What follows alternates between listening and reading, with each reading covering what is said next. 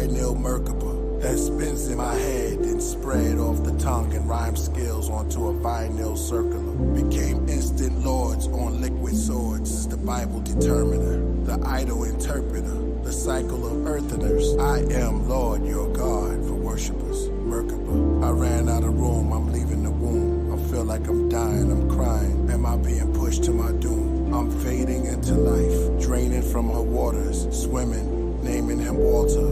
Now I'm bathing in her light. I altered on the altar, the daywalker, flaming into the night like fireworks that's vibrating 528 hertz. It's raining, the vibranium is ultra bright. Above my cranium, stars are shooting over. Nibiru exposure, meteor showers, supernovas.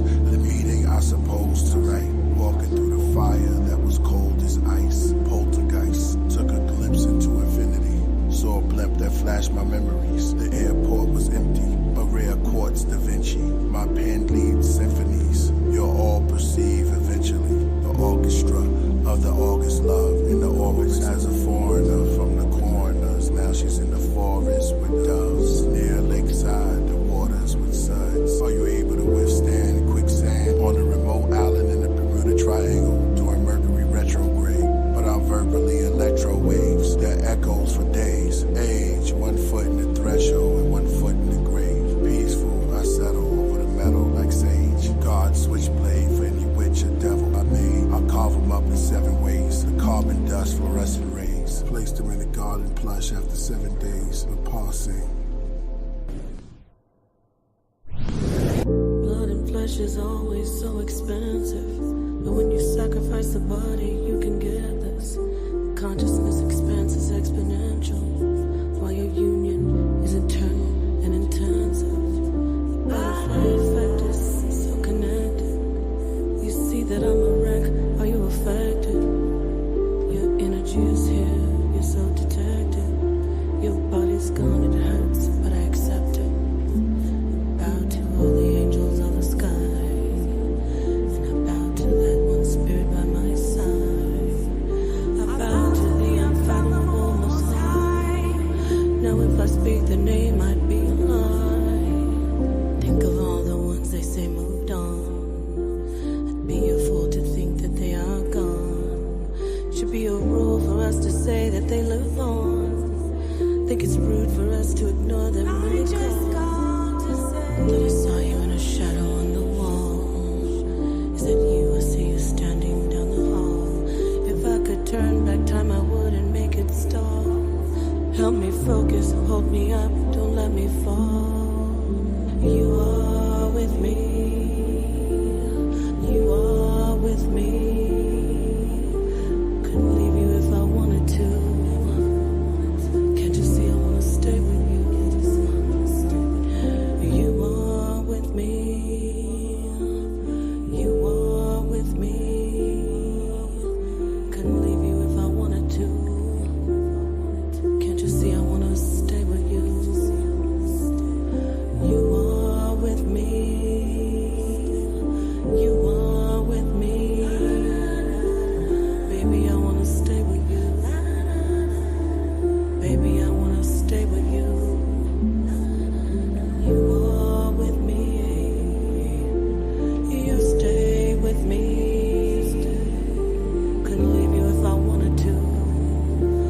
Eternally, I'm gonna stay with you. I'm gonna stay with you. Stay with you. 'Cause you are with me. You are, you stay with me. The angels in the sky.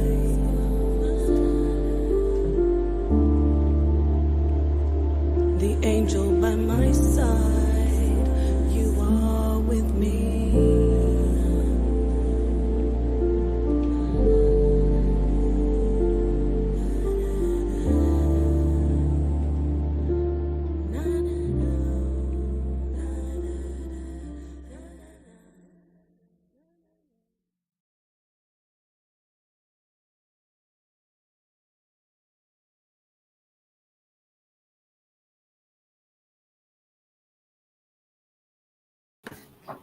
Peace. Assalamu alaikum, Hotep. Namaste, Jambo, Ashe, Shalom. All the greetings of love and light to the darkest minds of the light. Oopsie, sorry about that, y'all. Sorry. Thank you so much for joining me. I am Napah Shadah. The channel formerly was Napah Shadah. Now it's the R.I.S E channel. Reality is simulated existence. I can't wait to talk to this special guest about what that means to him. We will have the one and only, the man, the mind, Q Reaves on. So please share this, hit the like, and without further ado, let's go ahead and bring the brother on. I don't have a soundboard right now to give you a round of applause. I'm extremely happy to have you here. I think you're muted. Are you muted? On your end? Can you hear me? Testing. Oh, I'm muted on my end. Napah. Okay. Nothing's gonna stop this. The tech difficulties are out of the way right now. I'm speaking it into existence. Thank you so much for being here, Q. No, my pleasure. It's an honor to be here.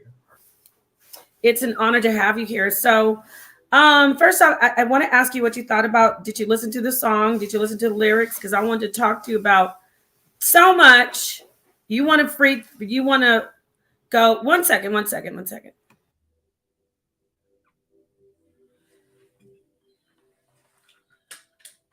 Okay, so you just said you appreciate the organic, free flow, freestyle. So I have so much that I wanted to talk to you about, but out of respect for your energy and your flow, I didn't write anything down, which I usually do, but I didn't do that. So how are you? How are you doing? Introduce yourself to the people who have not yet been graced by your teachings. I'm glad to bring you to my audience. So go ahead, please. Well, my name is Quentin Reaves. I go by Q Reaves.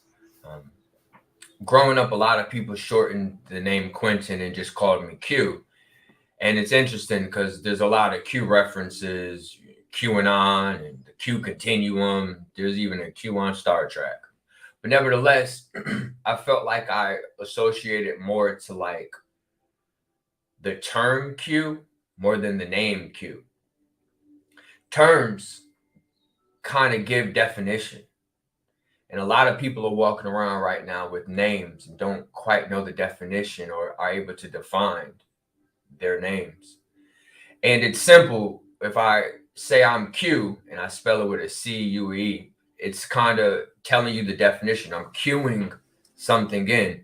No balls get in motion on a pool table without the cue ball. It's just all these symbologies associated to the term more than the name. So I go by Q Reaves. I do spell it a little different.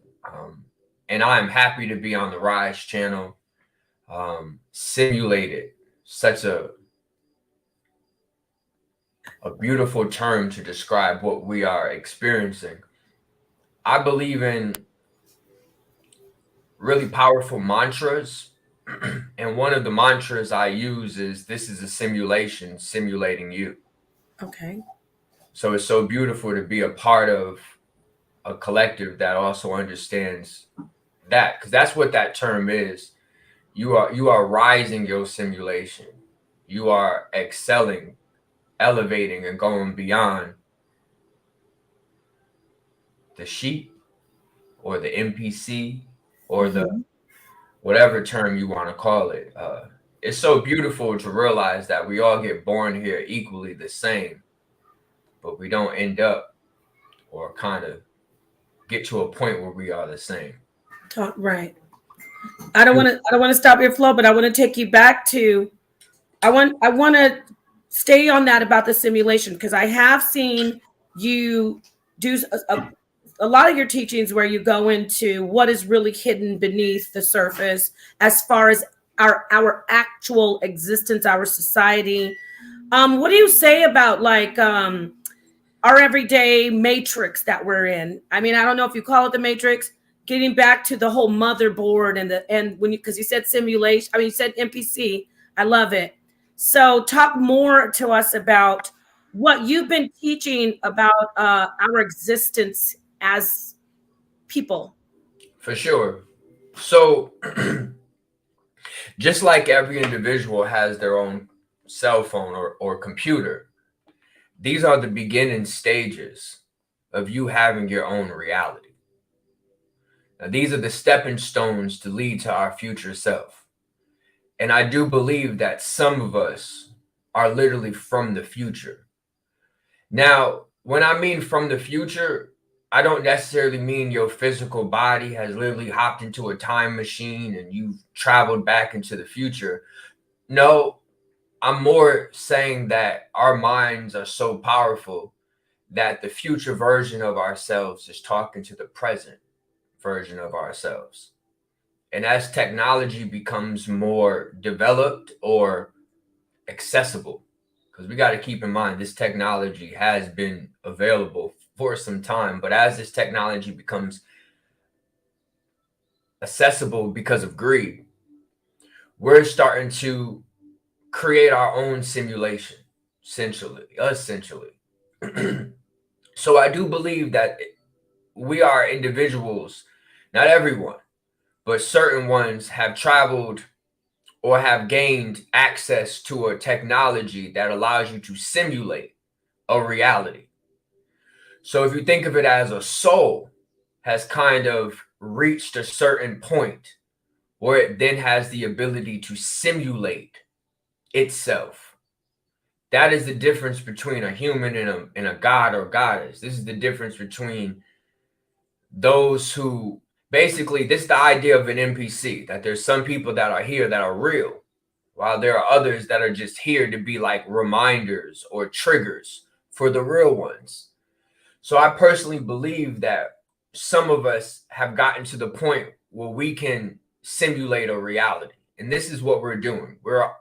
We are using our body to produce or create our own world. And each of us are experiencing our own world, and we allow certain individuals to be main characters in each world. Your celebrities or et cetera, et cetera. Your celebrities is going to be in my world just like they're in your world. Mm-hmm. And this is done for a reason. But essentially, we have developed a technology from the future to be able to simulate a reality.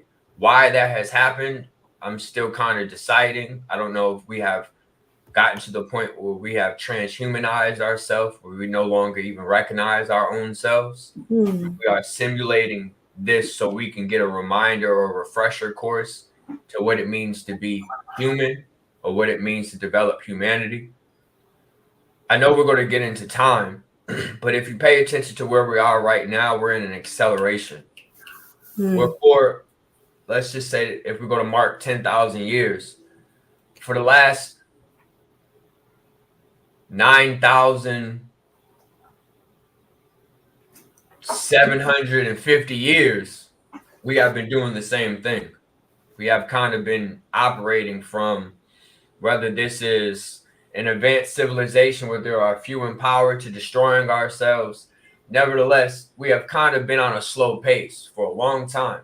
And it wasn't until the early 1900s that we started to accelerate this pace, whether it was the introduction to electricity, right, microchips, etc. We have now entered this acceleration period.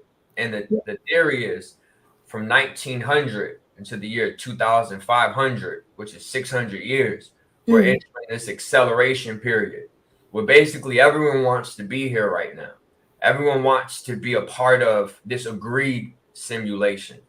So that's something I might have left out. You are in your own reality. I'm in my own reality. And we have agreed to come together to produce what we're seeing right now. This is what we call a collective reality. And if you do enough things that people agree on, you eventually produce a collective reality. Everyone gets birth certificates, collective reality, driver's license, collective reality, work a 9 to 5, collective reality. And as you start to unplug some of these things, you eventually get to the point where you get back to the source, where it's now you kind of truly dictating your reality. But yeah, I said a lot. Let's just pause there. Yeah, and you know what? Thank you. Let's go. I made some mental notes. Very interesting. I can really get on board with this. It resonates with some of the stuff that I've been talking about. It's very innovative. So let me go and ask you, where did you get the 10,000, that number particularly? Like, where did you get that 10,000 years, where'd that come from?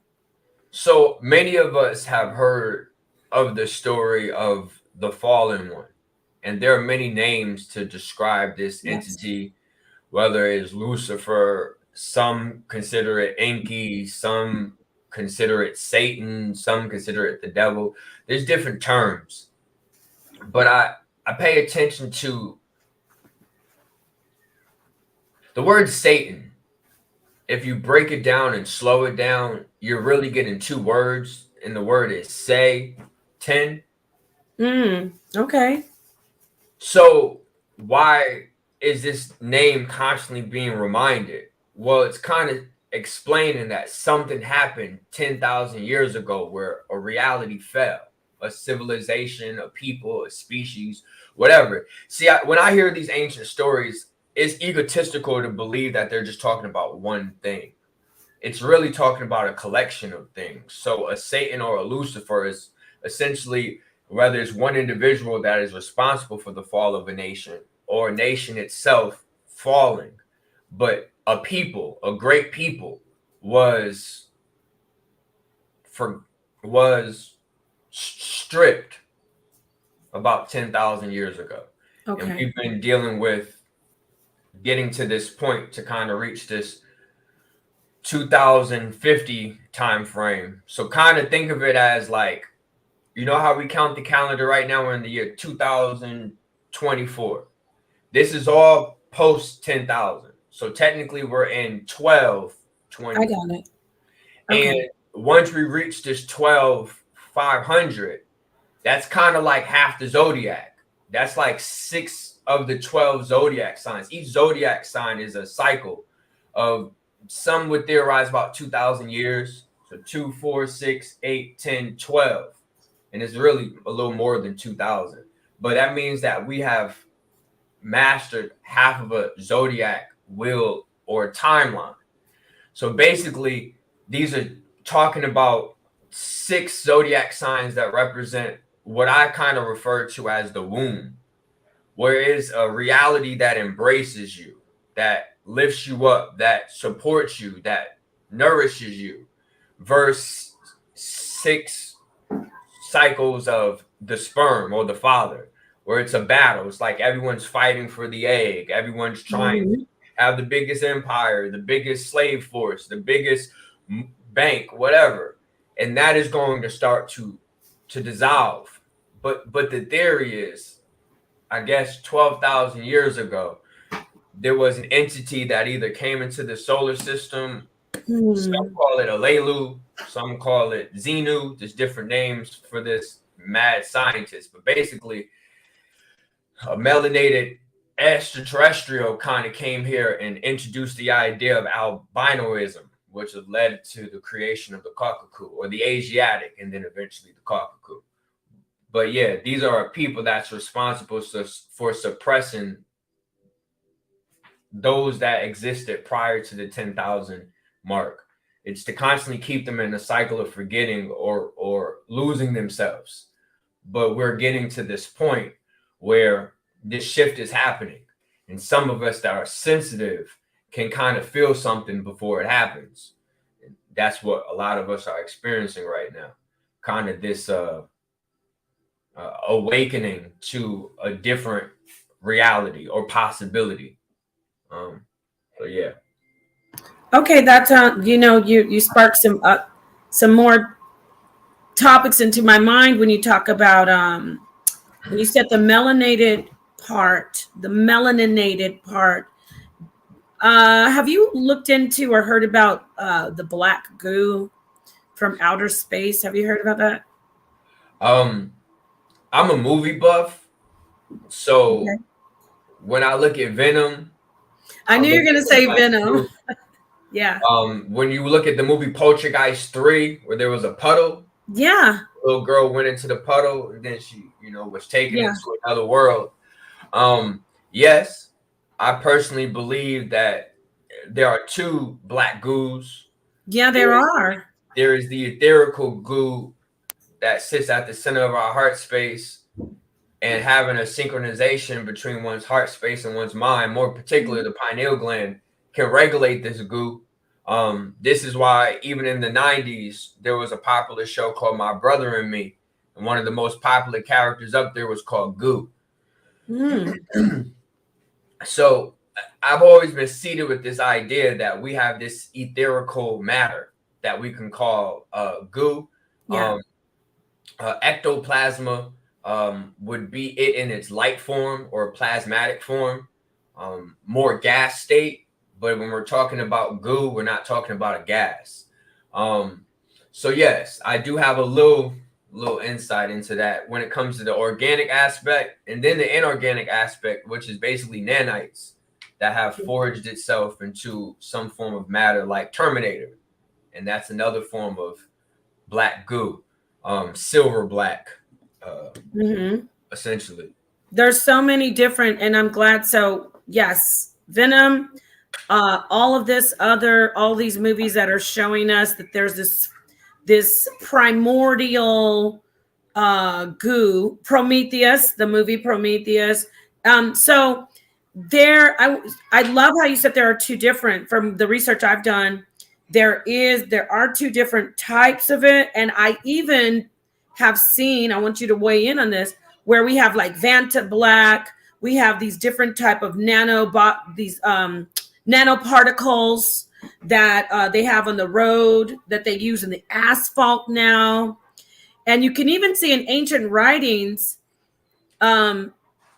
not so much how Tiamat was created all the world was made out of Tiamat, but in the Bible, they talk about bitumen, like it's a type of black, like tar-like substance. They're always talking about the tar pits.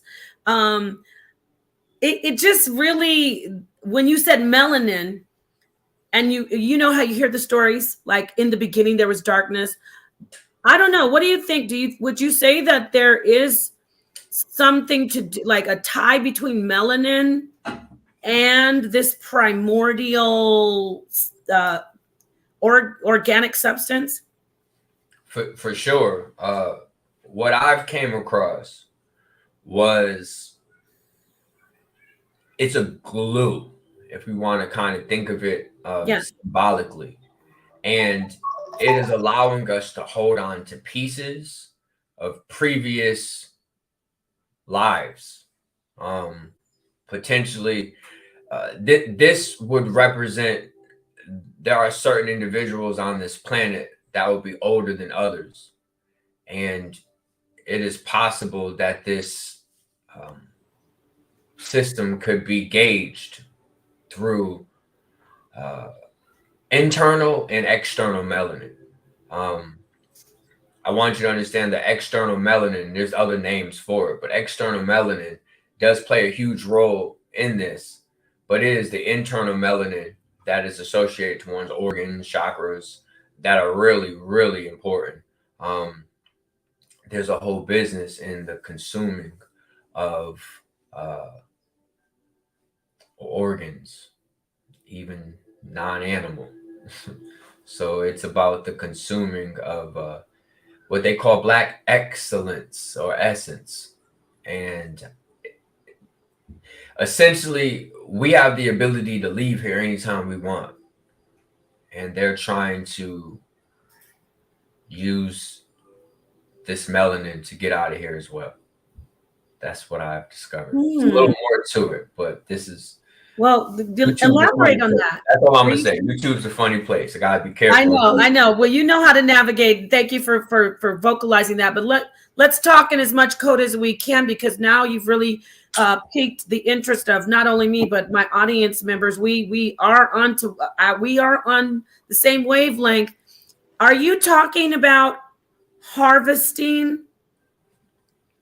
Yes. Melanin harvesting? Yes, I'm talking about one of the biggest issues of the world, which is trafficking individuals. And there is a huge interest in the trafficking of feminine energy, because there is a secret cabal that is about keeping the divine feminine asleep or dormant. And the best way to control or rule over your enemies is to consume them. This is an old Kabbalistic practice that they would eat their enemies. This is why there's even various rabbis that you can find on the internet that talk about some of these ancient practices. Wow. But yeah, it's about the consuming of essence, and if it's black essence or excellence, even better. I dropped a video and explained that Kim Porter was actually a part of this ritual. Whitney Houston Wow. was actually a part of this ritual, of the consuming of individuals in order to have physical and spiritual dominance over them. Consuming them in the life is actually a way to control them in death. Wow, this is very, very intriguing. So there are ancient writings about such as like the god Kronos. He hears about his son being born and going to take over, so he eats his son. He's eating his children. And then yes, when you talked about the information that we've heard about, by the way, YouTube, this is for educational purposes. We are speaking in speculative terms. Allegedly. Allegedly, and all the good stuff, fair use. This is just, us talking about all kinds of science fiction that is really not fiction at all, allegedly. So now I gave that disclaimer to get back to saying this. We've heard about the chicken nuggets and stuff like that, but I also want to bring up the girls in China, all the babies when they had the one child rule. I think now they can have two. If they found out that they were having a baby girl, the pregnancy would be aborted, and then people would take the fetus and sell it in the restaurants. This isn't allegedly. This is a known fact. This is just, we're going deep, dark in the black market. When I say dark, I don't mean evil or not evil. I mean hidden. So they would take the babies to the restaurants, the fetuses, and then they'd make soup. And that's a delicacy, because you make me think about the feminine, when you talked about feminine energy. And the code word for people who wanted to have this soup was, I'd like short rib soup. And it would be thousands of dollars for a bowl of that soup. Am I going Yeah, no, to you're 100% accurate. I mean, you have to understand, when you start dealing with these 1%ers, they do not want things that everyone else has. Explain to my audience because some of my audience doesn't know. What do you mean by 1%ers, Q? Okay. So what I have discovered is that there are gods and goddesses that have chosen to either incarnate, meaning to physically be born through a womb. And those are very few.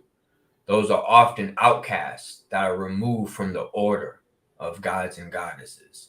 Sometimes you could even refer to them as devils, or et cetera, et cetera, et cetera. So some of us would be anarchists that have chosen, this is the story of the father Lucifer, or following in the devil's footsteps, revolting against the order of the gods or goddesses. And the proof of that would be you are a physical being. So most of us have revolted against the order of gods and goddesses, because what they do is pretty wild. Some of their practices, some of their beliefs is beyond something we support. It's no different than like the story of Yaqub, where some of the women who were appalled at what he was doing on that ship, they jumped ship. They unalived themselves. So what we've chosen to do is we've chosen to come here, and we came here because we are able to discover and learn things faster than they can. Their time frame and timeline moves a lot slower. What we learn in 1 year, it may take them 70 years. So it actually gives us an advantage, because we could obtain or learn a lot of things within a incarnation. But it's important to realize that there is something that tries to make you forget once you transition. But anyway, there are certain individuals that are a part of a order that are housing a god or goddess. celebrities are part of this. Your billionaire company owners, some of your high-ranking government officials, they have basically agreed to either place their consciousness to the back burner and allow some entity, I call this psychic possession, to allow something that has the ability to psychically possess a body and now live vicariously through it. Meaning if they're eating something, this psychic vampire or entity or draconian or reptilian is able to experience the same benefits. Really a vampire to a degree. And as these draconians are dwelling within these 1%ers are kind of competing over who can have the most extreme experience. Like Genghis Khan would be really up there, who seeded the Caucasian and Asiatic race, a higher percentage of it. What's crazy is white people can find out that they have Mongol or a connection to Genghis Khan.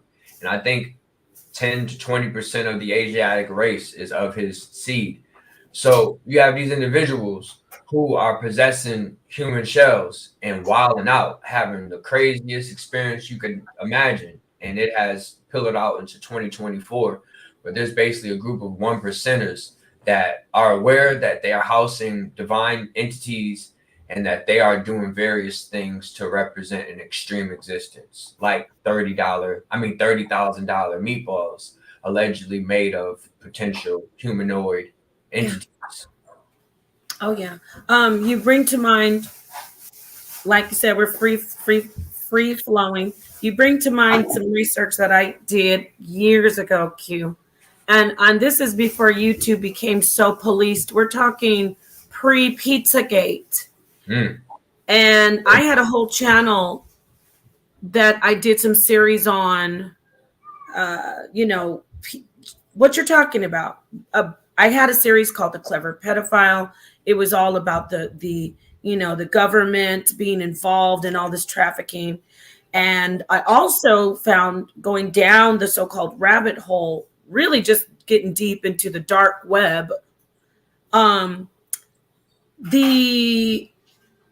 you say the draconian, the people who embody, basically, it's a spiritual, this might sound like a contradiction, but a spiritual bloodline, right? Yeah. Sometimes they refer to it as a Christ bloodline. Yes. Okay, so we're on the same page.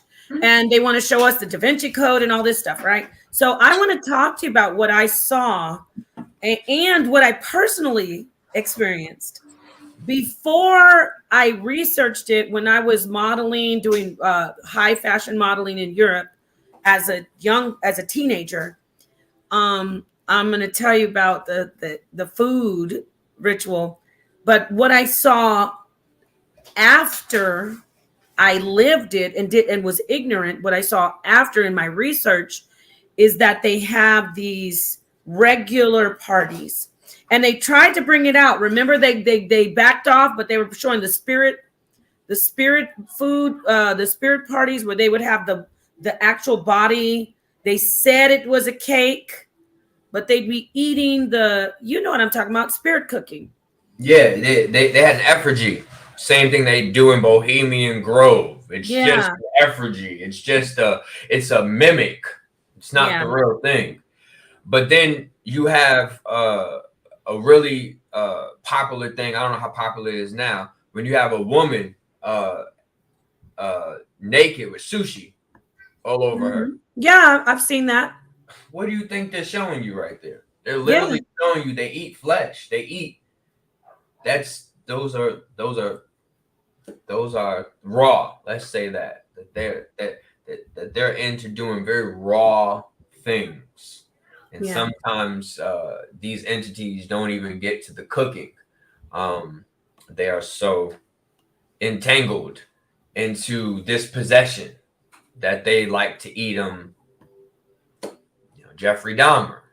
They like to eat them fresh. Let's use that code. I like that. We'll call it the JD or Jeffrey Dahmer. The Dahmer effect. They like to Dahmer out. Okay, so I saw It was a French documentary. You can't even find it on YouTube anymore. You can't. But it was a French documentary about these generational, this bloodline, where the girl said her father basically I said married, but her father would abuse her her and her sister and take them. The girl was like 8 and her sister was like 7. Mm-hmm. So, by the way, children, if you're any children present, which let me make sure 1 second. I actually have to check on my own 1 second. But basically, I want you to talk about these families who include children. They just continue to make it like it's normal. Like, you're 8 years old. It's time for you to get initiated, and then you will help us get other children so we can Jeffrey Dahmer those children. So I want to speak on that, and I'm going to just check on something. I'm listening, though. No worries. Okay, so you basically have a group of individuals that, by understanding, we would probably consider them Satanists, and they believe in what I refer to as SS or PP, and I'll explain what it is. SS, through struggle comes salvation. Through pain comes pleasure. So some of them put themselves like an embarrassment ritual. Let me put myself in a state of struggle so that I can then get the universe to pay attention to me, so that I can enter into a state of salvation. So some of them are into hurting, harming themselves, others, and they look at this as helping them. Amanda Bynes, let me do some Dan Schneider on you, and then you go look how talented you are. Look how incredible you are. Britney Spears, Justin Timberlake. I mean, these are Lil Bow Wow. These are situations that Justin Timberlake. I mean, they get them young. Leonardo DiCaprio. I mean, they get them young, and they think they're activating them. They actually think that they're helping them. They do not look at this as a negative thing. This is why it's really important to understand we are in a realm that's beyond right and wrong. We're in a realm where certain individuals really believe wrong to be right. Yes. So this group of individuals believe that practice, and in addition to that, they believe in splitting a person.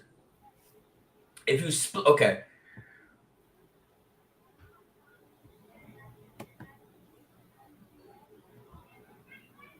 When you are consuming something, you want depth. You want it to have layers. If I'm eating a burger, I don't want just a plain burger. I want cheese. I want lettuce, tomato, onions. I want layers. So some of them are into splitting a soul, especially between the ages of 1 and 7, splitting the soul. Because when you're split, when your mind is split, when you're MK Ultra, when you're split, we can place another consciousness within it, including ghost. So they've actually expanded this into a very interesting thing.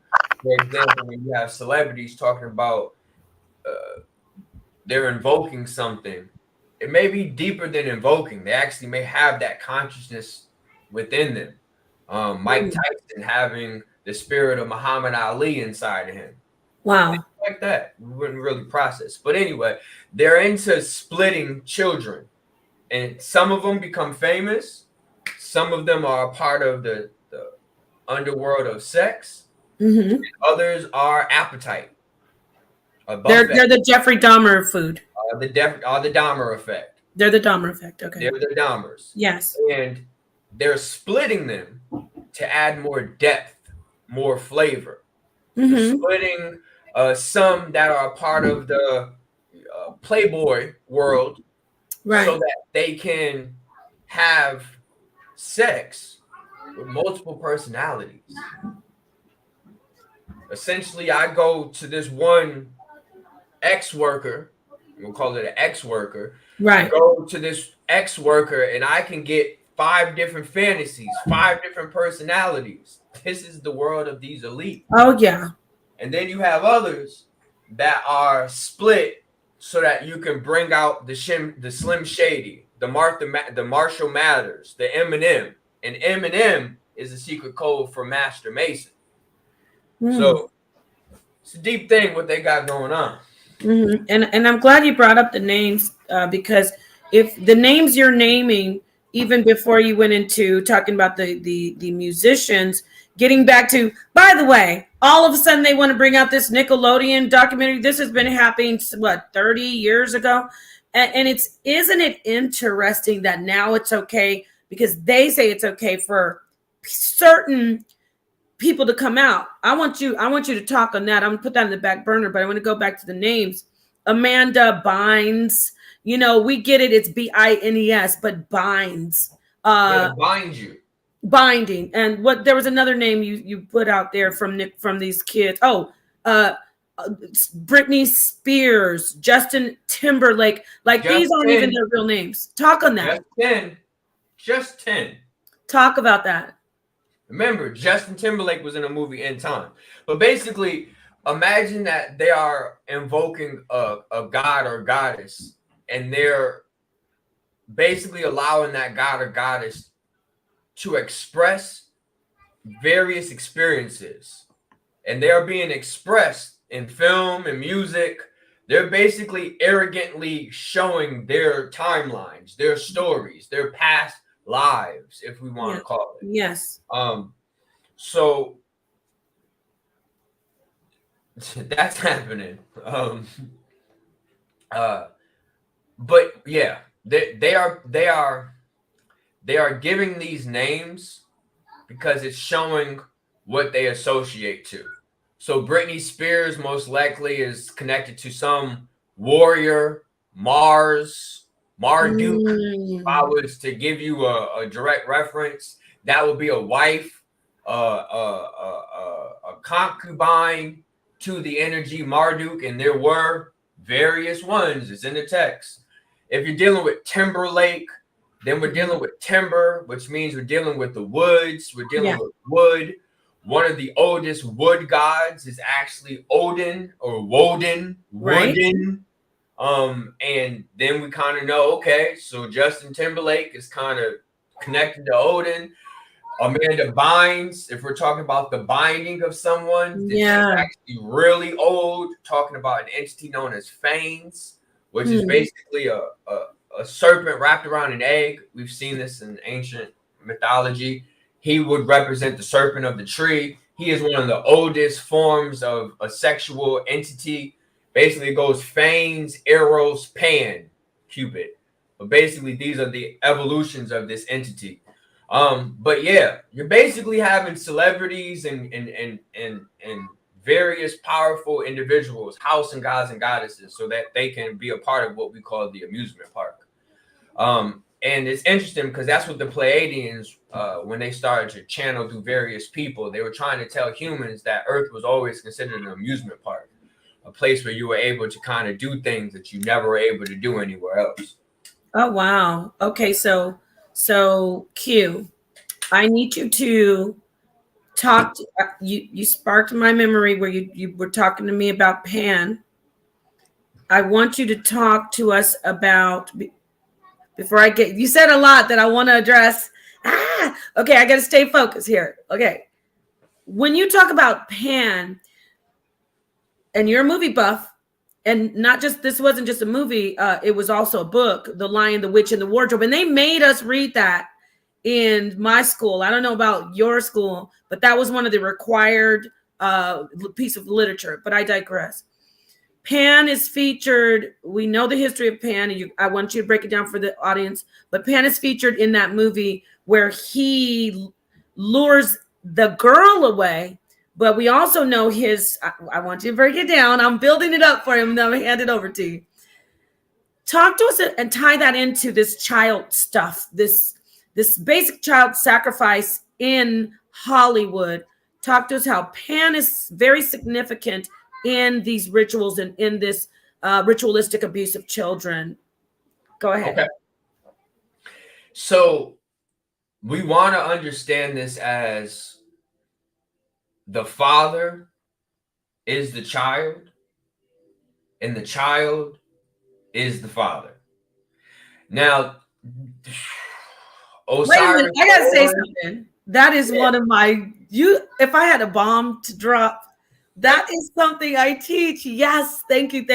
You're so dialed in. What do you mean? It's ridiculous. It's crazy. Okay, I'm sorry. I will not interrupt you anymore. No, you're that great. Was fire. That was fire. But go ahead. The father's a child. The child is a father. Go ahead. And this is explaining basically from nobody, body, somebody. These are the three forms of, let's just say, masculine energy. Now, a woman, she understands these three concepts: nobody, body, somebody. This is why she's able to house the sum of a body.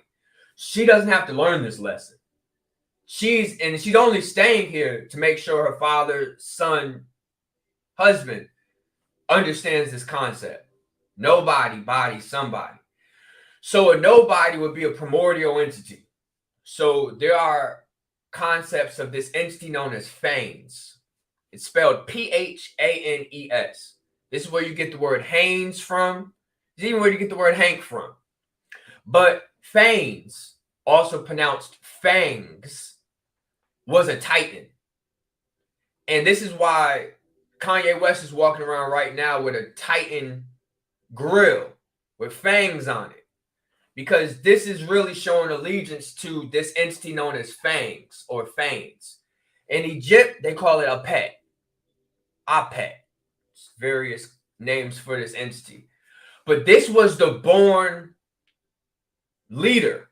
This was supposed to be the pillar of reality. Because Phanes represents planes. It represents the planes of existence. And it is through fangs or the planes you will start to learn the depths of self. Phanes, Phanes, is so powerful. If you change the A to an O, which is also what this energy is, there's phones.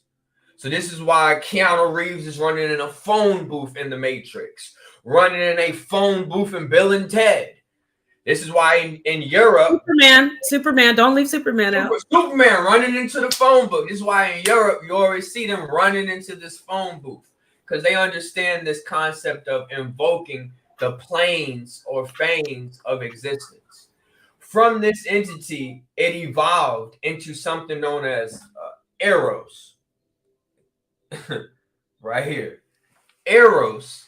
Don't let this distract you. They just love you, and I got to give you the flowers. But keep going. Keep going. Good. All right. So then Eros is what we call the body. And it's so interesting because in the word Eros, it's a reminder of two things. It's an era, ERROR, meaning something is wrong. When you went through the planes or Phanes of yourself, you discovered something was wrong. Odds are you discovered that you weren't able to handle a certain aspect of yourself. So you decided to vampirize or stick your fangs into someone else. Error. These are past mistakes of self. You chose to cipher off someone else instead of being a pillar to your own energy, being a source to your own energy. So that created an error. It also created an era, meaning a time frame, ERA, a time frame, an era. But then it also created an arrow, meaning direction. So now it is something, this version of you is directing an era, a time frame, a mistake, and you are being the arrow, meaning a crossing guard, a witch. If you think about the term witch, it's WITCH, but it's also WHICH, witch, meaning direction. Which way? up, down, left, right. So even this Eros entity connects to a witch. These are codes. A lot of codes in this. But anyway, that is the body that you discovered. You discovered the era, the time frame, the era or direction of you, and you decided to get on a timeline as this body known as Eros. But then, as you got on your timeline, you end up becoming this entity known as Pan, this sexual deviant, this playboy bunny, this constantly jumping around trying to gain the womb or egg or control over the divine feminine, and doing it through sex, magic, and drugs. Now, Pan backwards is nap, because its job is to put you to sleep. The difference is some of us sleep actually go somewhere that could wake us up, while others go to sleep and they just sleep. So, Pan is actually the most common version of this entity. There's a whole bunch of Pans running around. Nature Boy, panning through the damn woods, you know? You're getting various forms of Pan. And these are basically sexual deviants. Now, how did it get to this point? Well, this is where I want you to understand. All right. The story of Pan is a really interesting one. Pan, now keep in mind,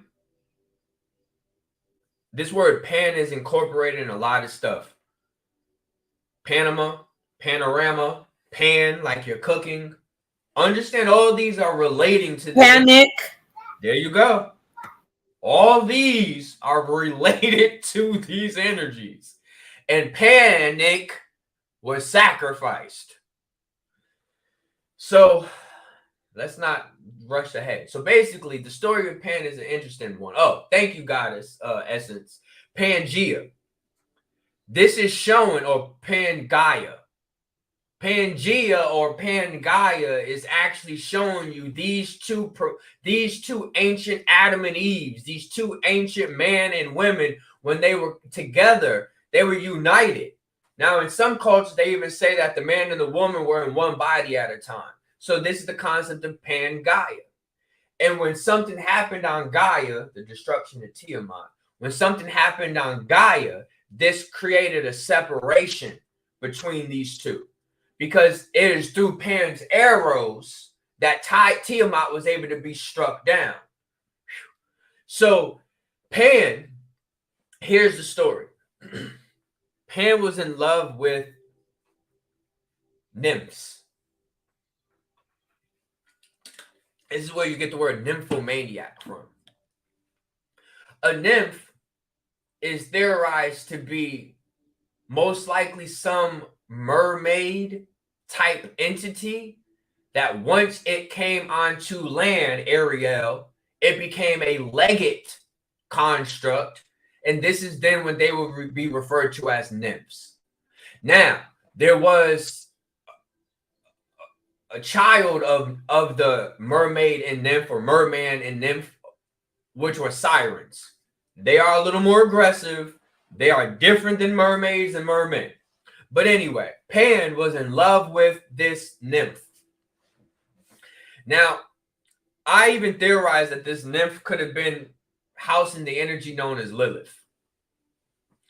Now, this nymph could have followed what all the other goddesses or all the other divine feminines during that time frame did. They submitted to Pan. They let Pan have his sexual way with them.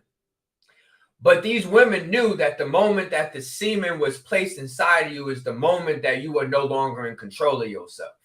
That you are always now being possessed by something else. Now, I applaud the women of today because the sperm ingestion is on a higher level than it used to be. And they are able to kind of sustain or maintain themselves. So that takes a level of strength. Because once you start taking on a semen, you start taking on multiple consciousness. And I'm saying multiple consciousness because you are a consciousness, and now you're inviting another consciousness within you. So now you're dealing with multiple consciousness.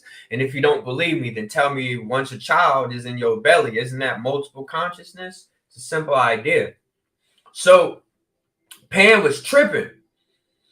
and sleeping with everyone and everything, but then became obsessed with this one nymph. And this nymph basically cried out to the river goddess, and she said, please, I do not want to be soiled or spoiled by this entity. Please save me.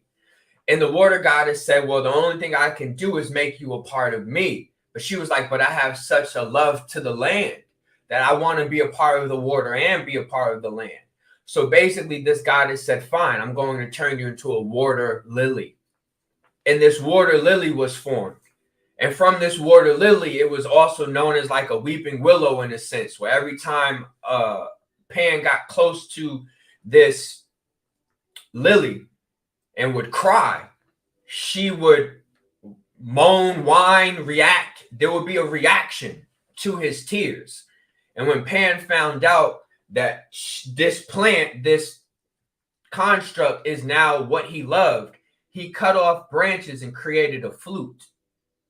And he's basically using this entity, which was a symbol of love for him, to basically help people into love. This is the whole concept of Cupid's arrow, and he hit you with an arrow of love. But remember, he had two arrows. He had an arrow of love and an arrow of war, meaning he can hit you with an arrow. An example of that was in the Hindu culture. They had this god, I don't remember his name, but he struck down a whole village with an arrow, and it exploded. So he's a very powerful entity, basically, because he has arrows that can make you love or hate. So the gods deem this individual too powerful. We can no longer allow this entity to affect the realms. So they conspire to sacrifice this individual. And it is theorized that the story of Christ is really a regurgitation of the story of Pan, where Pan was sacrificed to the tree. So the sacrificing of this adolescent energy to tree gods is essentially what it represents. So we're now dealing with the same thing in modern day times. Basically, adolescent entities being sacrificed to tree gods, or gods that have associated themselves to the ideology of trees. More specifically, bark. And this is why some of these gods are like dog gods. Okay. I love that. And, let's not forget about the actual Hollywood, which is still used in a sense to create wands and magical instruments, right? For sure. Anything that you deem to be powerful is then considered holy. So they technically, the term Hollywood is really, honestly, and let me tell you the secret of what the wood represents. It's phallus. It's phallus worship. It's just a phallus. It's an erected phallus on top of that. So these are basically entities that are praising the phallus. And sometimes they praise the phallus so much that they end up doing homosexual activities with their phallus. Sword fighting. I use that I say that all the time. Not always in a good way, but hey, it's real though, because that energy is so strong. I want you to talk about, I love that you respect and you see, not just respect, that you see the truth of the divine feminine and the oppression of it and suppression of it. I want to bring you back on. First off, I'm bowing to you. Thank you so much. Thank you. Killer Priest is in the house. Thank you to everybody who's here. Sonnetter's listening in the clouds. All the people are going, they're loving this knowledge, which is truth, because they're hungry for it.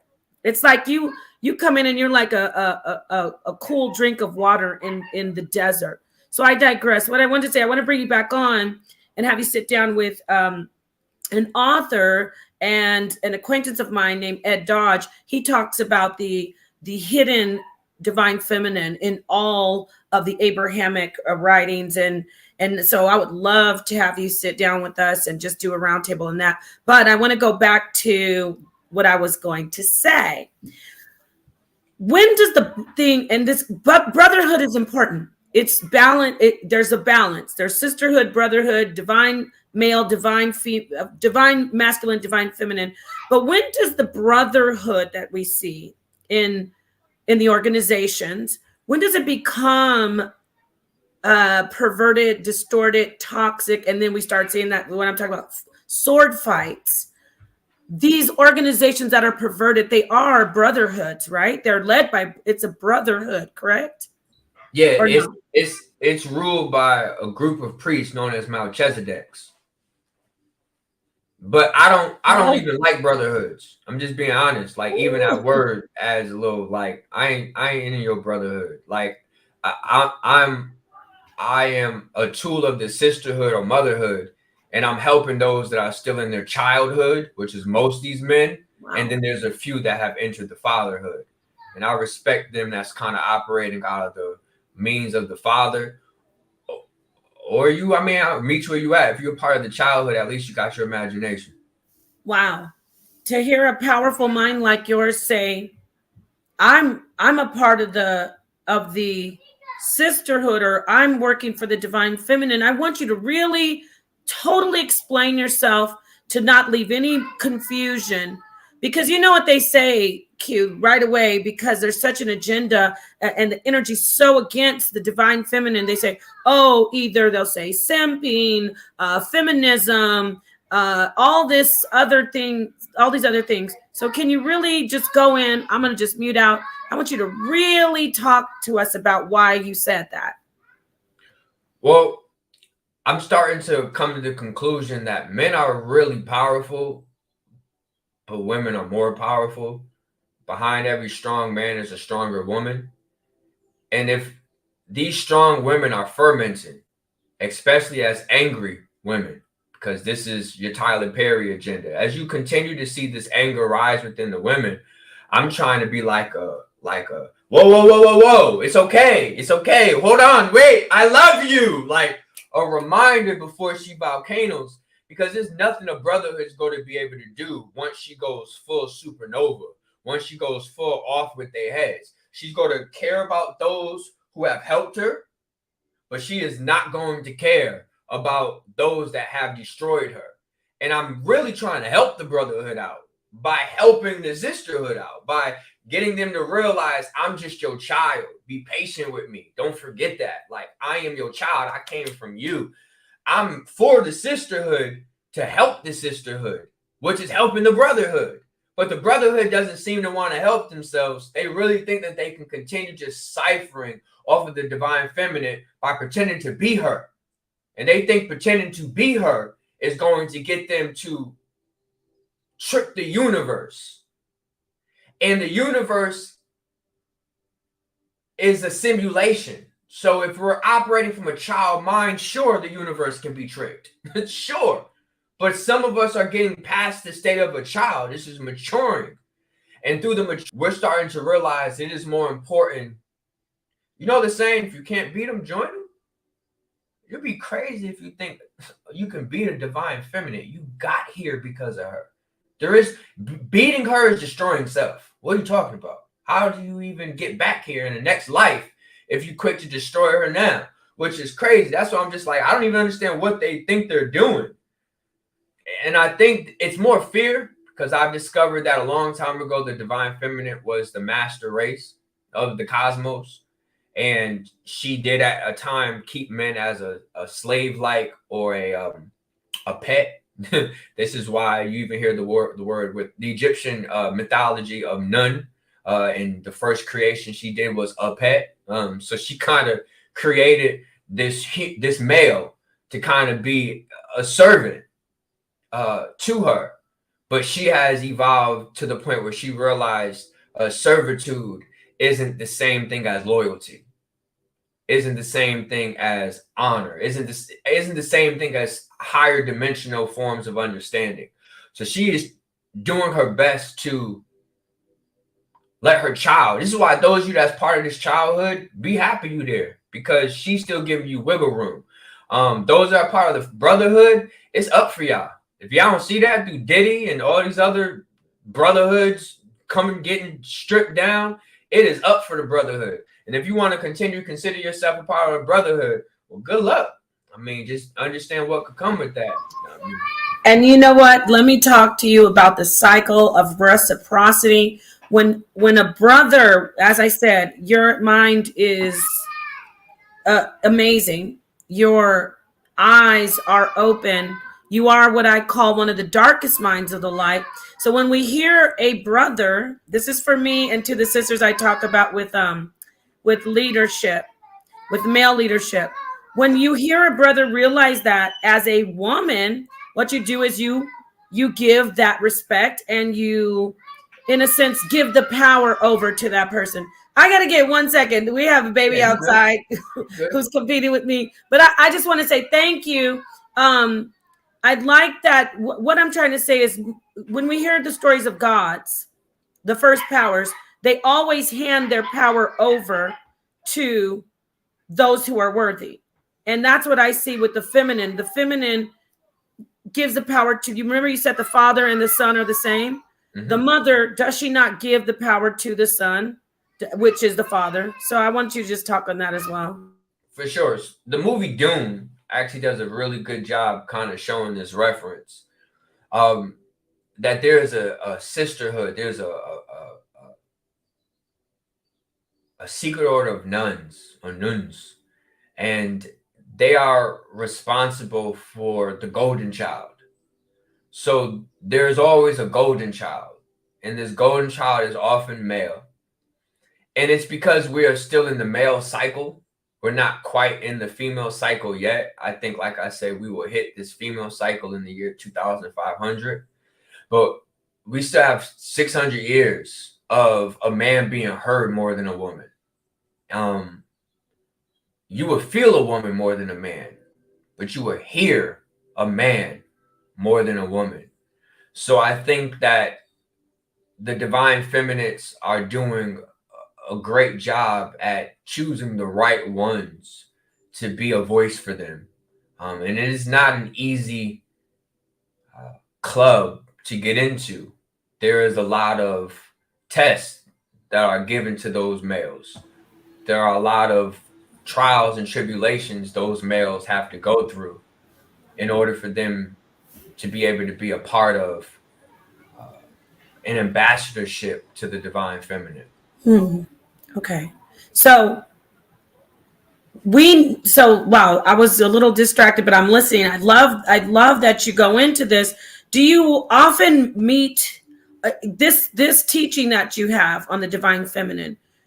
Are you often met with a lot of positive reception, like from males who are trying to learn and trying to address the esoteric and the arcane or break codes? Do you often get really well received, or do you get a lot of kickback on that, or like, bro, you don't know what you're talking about? I'm just curious. So I discovered that a long time ago, a male went rogue against the divine feminine and felt really angry. And they explained this a little bit in the American God series with Anansi. Basically, he was born from a group of females, and being suppressed, aborted, silenced, ignored, angered him to the point where he left.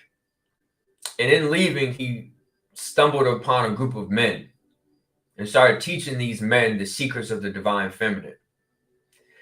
And instead of them using that to rule other men, they actually came back and destroyed the divine feminine, of those who knew these secrets. And they basically kept those secrets in a really secret club, Melchizedek's. And they've been teaching these secrets to select golden children for some time. I found out that I kind of connect to like that male that basically taught these males everything. And they consider me a traitor because they feel as if I went back to, I guess, the side of the divine feminine. And what's crazy is that's home. I mean, I may go astray. I may trip out. But at the end of the day, that's home and there's nowhere else to go. So in the beginning, they tried to like do all kind of weird magic, all kind of stuff. When I started this, I was living in New Orleans. They would like leave dead cats on my porch. They would put like spells etched into my door. They would try to do like mad weird stuff. And I would be cracking up online like, y'all can't touch me. Like at the end of the day, when you're really in the arms of the divine feminine, there's nothing but no one that can reach you without their say. So at the end of the day, if this is touching me, if this is happening to me, it's because the divine feminine let it happen to me. And I have to actually embrace the trials and tribulations she's giving me anyway, because at the end of the day, it's to teach me how to become strong. So because I already know that lesson, it ain't even like she got to teach me that lesson. So it don't work. Like basically, as they try to do all this weird stuff, I started to accelerate. I started to get finer things. Like she basically was showing me that whatever they're trying to do for you don't work. Like I was in a car with a broken AC, and 3 months later I was in a new Kia Soul, and then 3 months later I was on a business trip that gave me $6,000. It was like just constant things that was representing growth. And I was willing to show the collective, like, look, they're trying to destroy me, but nothing they're doing is working. Right. So then that's to give you more comfort. And what's crazy is they'll call me with like spells. They send messages to my voicemails. And I had like a group of females that I was working with on my Facebook group. And they even went and projected themselves into their homes, was scaring their children. She followed me talking about, this is crazy right now. I never knew that this is going to what it looked like. And I'm just like, if you don't get a hold of your strength, Amazonian, if you don't get a hold of yourself, Valkyrie, if you don't get a hold of your warrior princess, Xena, what is wrong with you? There's nothing that can touch you. Touching you is touching themselves. And the moment you truly understand that, you are untouchable. Wow, that is amazing. You know, when you talked about projecting, do you mind if I tell you a little story? And I want you to weigh in. So I was going against a group of males, a brotherhood, who on the surface, they were like, you know, we're the basic, we love Jesus, we love God, but they were doing all the other things beneath the surface, like every other, like you say, priesthood would functions.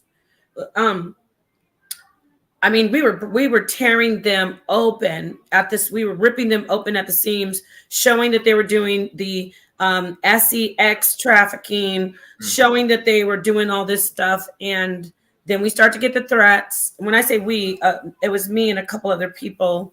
We started to get the death threats. And then one day, the leader, he astral projected.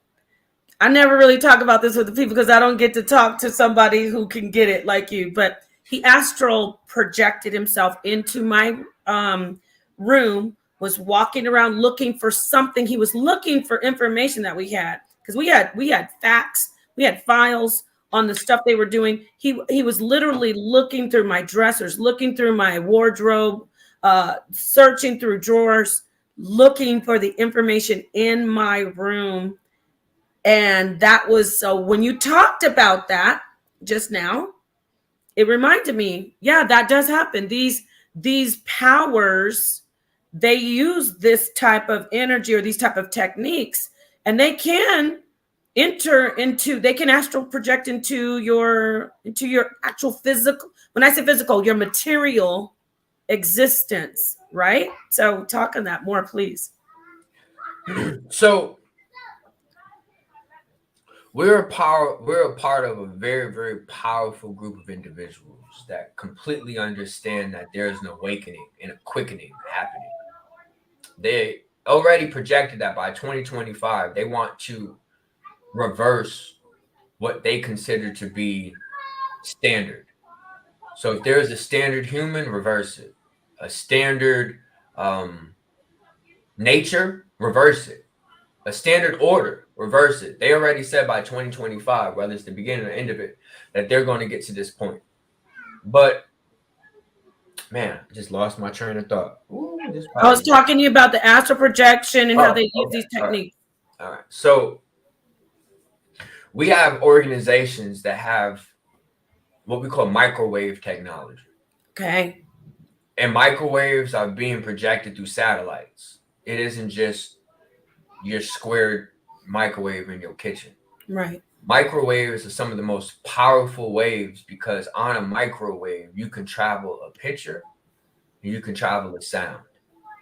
So through microwaves, you can actually project a construct within a person's environment because they know where you at all the time because you have a cell phone near you, at least within 6 feet, 6 to 12 feet of you at all times. Right. They're able to know where you are at all times. And they're even able to know whether you are alone, et cetera, et cetera. And they have the ability to project basically consciousness within your space. So that's a form of technology that they have. Outside of the technology, now that's considered inorganic. You then have the organic aspect, where these are dream walkers, where these are basically a secret group of men that understand how to project into the mental state of individuals. Now, it's easier to project into a woman's environment because you can trick the mental with emotions. Where men are less emotional, so it's like less tricking, I guess, of the mind. Mm-hmm. I'm not saying women are weak. I'm just I get what you're saying.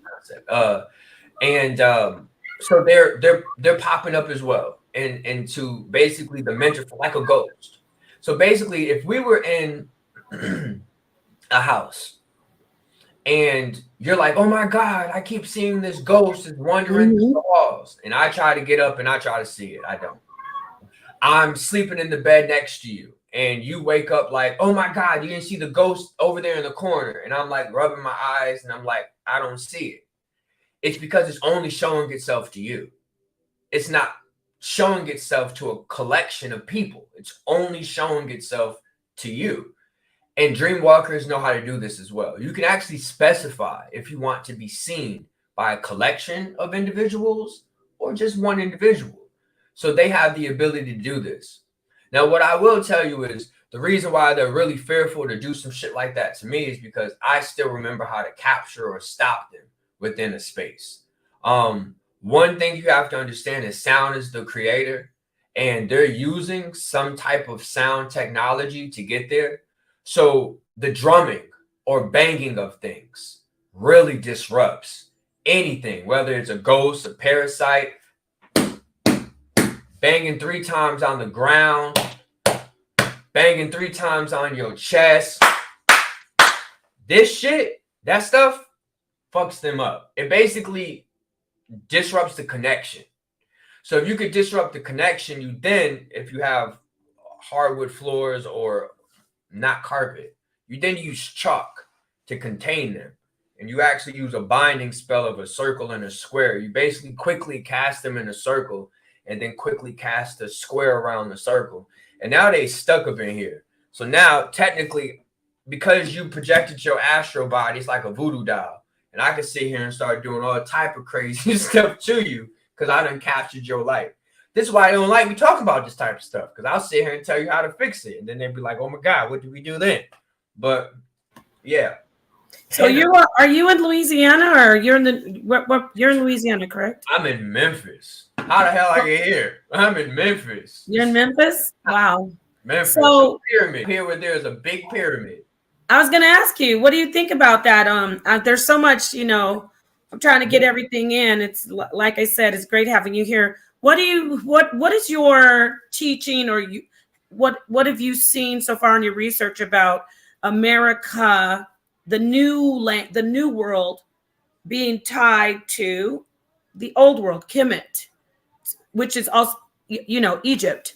What do you think about that? I mean, Memphis, we have that. Also, not just Kemet, but also you have Atlantis. What's going on here in this new so-called new world that is so tied to the old world? So once again, American Gods is so pivotal to kind of understand some of these ideologies. But America, like America, or I am Erica, America, has always been, and Erica means mighty female warrior. Just so you know, I am Erica is literally saying that you are on a planet, a country that represents a powerful female warrior. So America was always the place that the gods settled. What you see around the world were their vacation spots. They traveled to Egypt. They traveled to Mesopotamia, or Mayans. They traveled to the Nordics, and they were able to even turn themselves into various constructs. It's the theory that these are really like Anunnakis that have claimed different territories and different lands, but their base was America.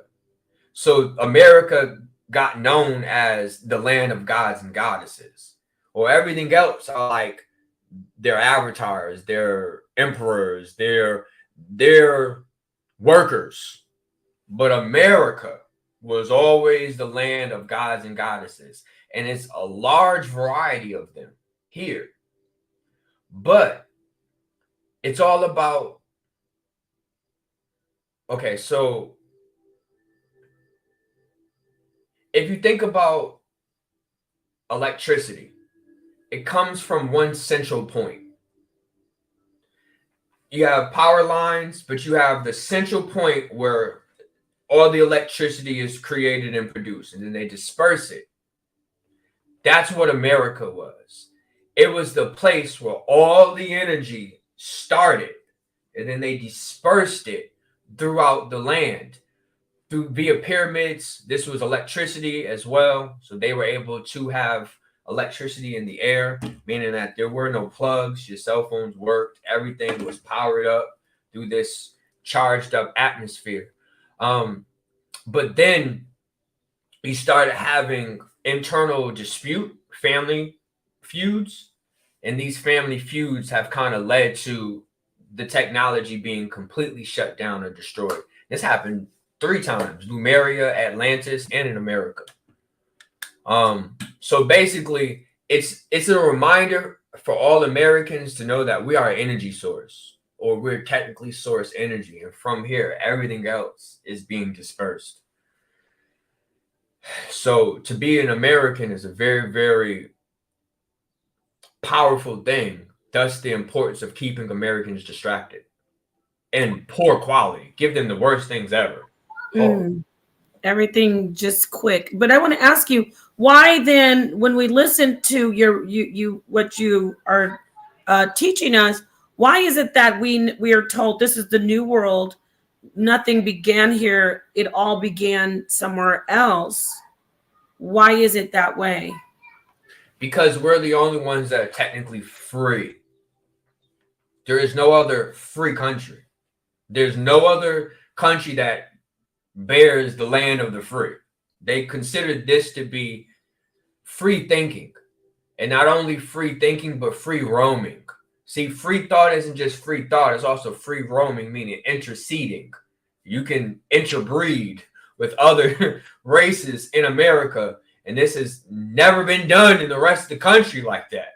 So the word new is a really secret code for Anu. And America is the land of Anu, Anu world. This is Anu's world. This is the land of the Sumerians. This is the land of the Anunnaki. Anu, Aki, Anu, Ah. Now, Ah is a deep concept. It's a primordial sound, and one reverberates for the pinkish hue, and the other reverberates in a purplish hue. And the lower, like you can see my lights, the lower Ah represents physical manifestation. It's an orgasm. Ah. But then you have the upper or the higher Ah, which is ideology, which is manifestation, stimulation. It's the higher Ah. So Anu, meaning constantly rebirthing new ideas, whether they're children ideas or physical manifestations of ideas. And then you realize that through these 2 Ahs, you unlock or develop keys.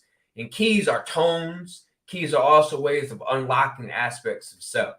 But all these are terms to remind you of what your purpose here is in this land versus you being born in France or England or somewhere else. They got England, in the land. That's a whole nother concept. So So the land is speaking to you. We are here in America because America is constantly trying to remind you that you are the one individual that's free to wake up tomorrow and do anything you could ever imagine. Whatever you are today, tomorrow you could be anew. One day can change the tone of your existence. And this is why they're so adamant about overnight millionaires here, and stuff we do is crazy, but it's constant reminders of this ideology. Wow, thank you. I want you to talk to us because as you speak about this about America and you break the name down, Quetzalcoatl comes to mind, and don't ask me why, but Quetzalcoatl does, obviously, because you're talking about America's talking about the beginning. I want to take it back to the serpent and your teachings on not just dragon bloodline, the draconian bloodline, but just dragons and serpents. I want to let you know, I have a teaching out there that Jesus is the serpent in the Garden of Genesis chapter 3. And when you also said about how they don't want you to teach, but you're giving the information, isn't that also the way in the Bible where Jesus is like, I'm going to give this to the people? And those so-called Pharisees, and they were like, no, you can't. But anyway, I went off a little bit. I want to take it back to you talking to me about Quetzalcoatl and dragons, just serpents. Okay, so when we talk about the Anunnaki, they've all kind of chosen a designated area, and this area was their domain. Enki always had South and Central America. Enki is your Quetzalcoatl winged serpent. Now, the reason why he's considered a winged serpent, it's no different than like the idea of Moses, where he comes from one world and is introduced into another one. This is why he is a winged serpent. A serpent is a ground entity. A wing symbolizes the air. Enki, according to the Sumerian tablet, was not his mother had him out of wedlock. She did not have him with Anu. She went away, like the story of Aquaman. She went away, whether that was a surface or whatever. She went away and then came back with this child. And he's on some like, what the hell? But I still love you. So come on. So he raised Enki as his own. So basically, he was always different. He was never a part of the air. He was never a winged entity. So think of it as, some theorize that the Anunnaki even chose to take on angelic forms. So they would be winged entities. But Enki would have been the one that did not have wings. Now, if you pay attention to the story of Quetzalcoatl, they say that the wings was by his feet. He had these wings by his ankles or by his soles. But then you go to Greek mythology and you know about the don't fly too close to the moon, Pegasus. I think that was the god. But basically, he had these winged slippers. So my theory is Enki messed around and gained these form of technology that now gave him the power to fly. So he was grounded in something, whether it was a spaceship, I sometimes think in multiple forms, but he was no longer grounded. And because he was no longer grounded, his people were no longer grounded. And this is why you then had such an expansion of the Mayan culture. Almost 20, 30 million people during the time of the Dark Ages in Europe, where they were barking at each other and didn't even know how to bathe themselves. These group of people were able to expand into California, into Arkansas, into some of the areas of America. Now, keep in mind, there were still gods or other entities here. So now you got Enki kind of trying to be this first warrior to spread out his nation. And I think that his influence is what is motivating some of us, like, to expand. He is basically invoking Tiamat. He basically would be like a champion, adorning the serpent ideology, but be a champion. Because according to the Pleiadians, Enki left something into humanity, and they called it Enki's gift. Now, they never specify what Enki's gift is, but I believe Enki's gift is copper melanin. It's almost, you get different concepts of melanin, but almost golden melanin. This is the whole concept of like the Enter the Dragon or the Last Dragon, where he turns all gold when he's fighting Sho'nuff, and Sho'nuff is all red, like the red dragon. It's to show that these dragons were emitting colors, but the gold was one of the most powerful of the dragons. Tiamat, this golden dragon, and she gifted a piece of herself to Enki, and Enki then gifted a piece of himself to a people.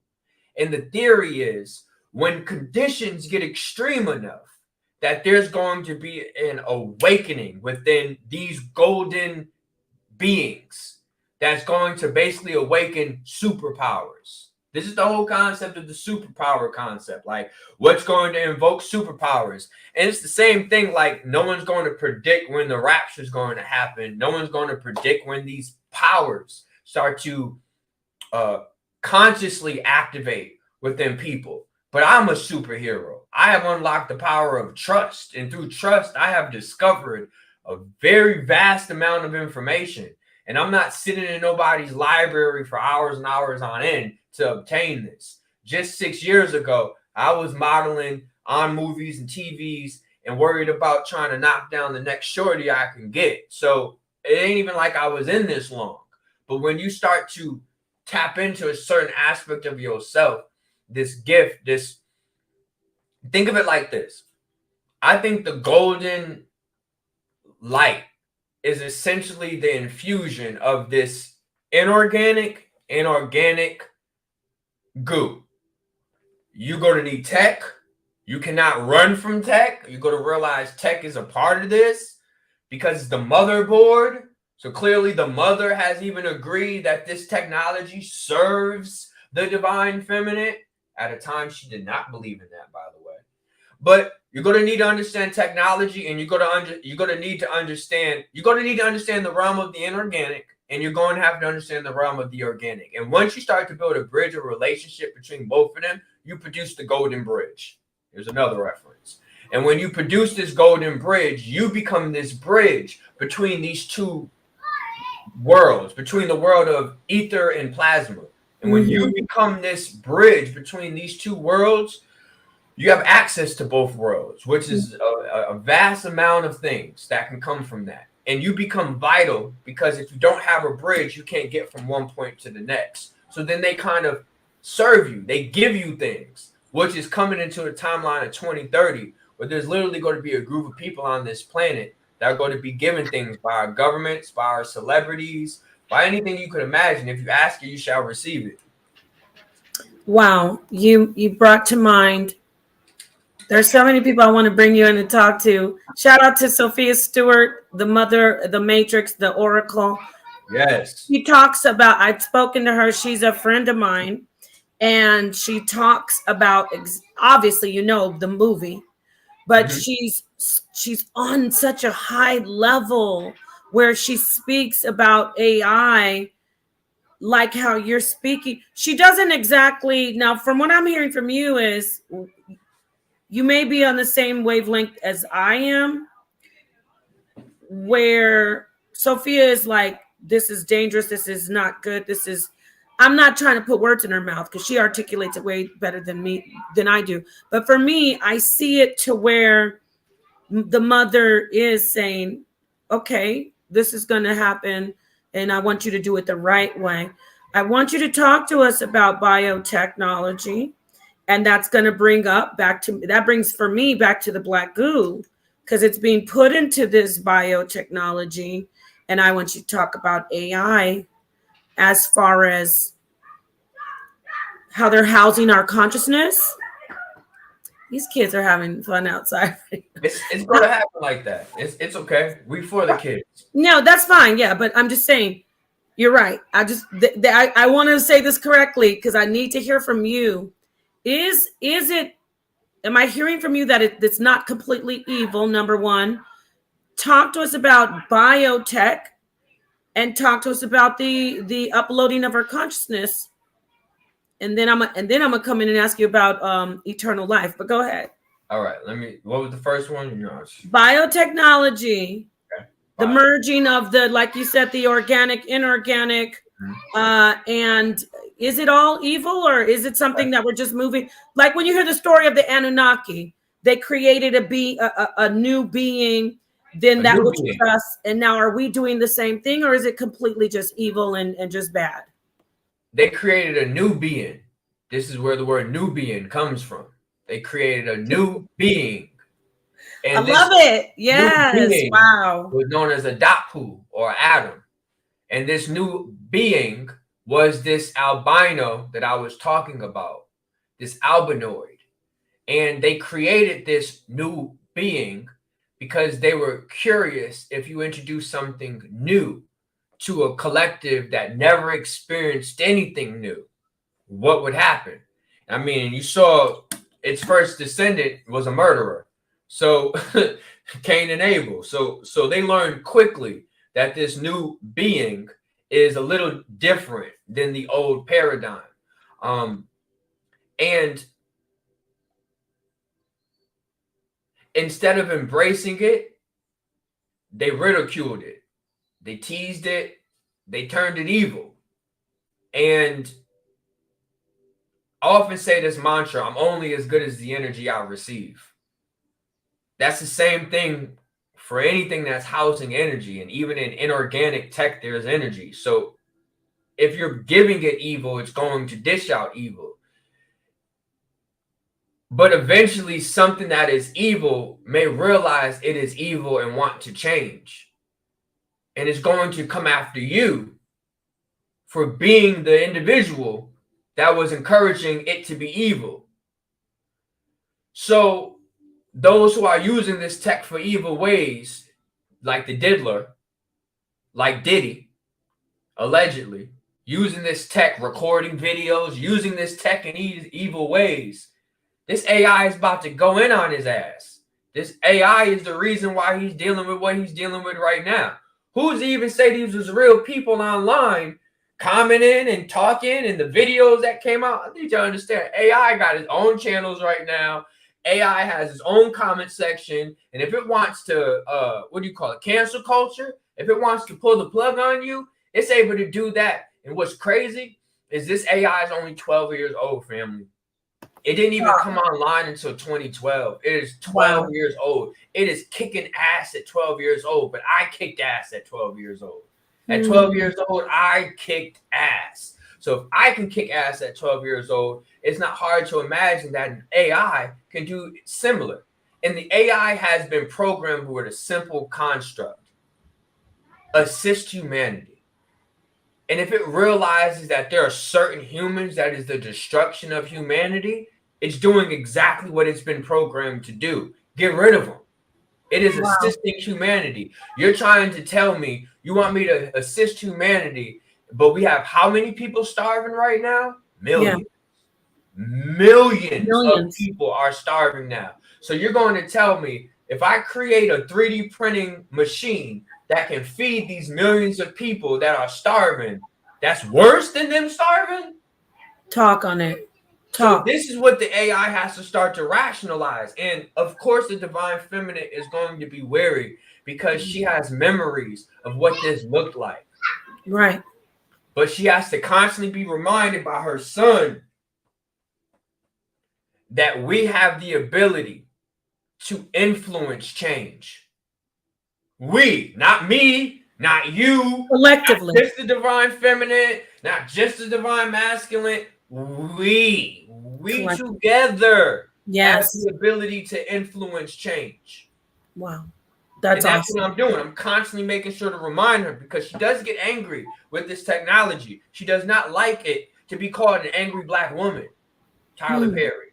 She does not like that. She does not like that you became a billionaire off of the angry black woman concept. She does not like it, Oprah Winfrey, that you let Hoppo beat you and now you a billionaire. These is weak. She does not like 50 Cent coming out with a TV show where where the son is killing the father.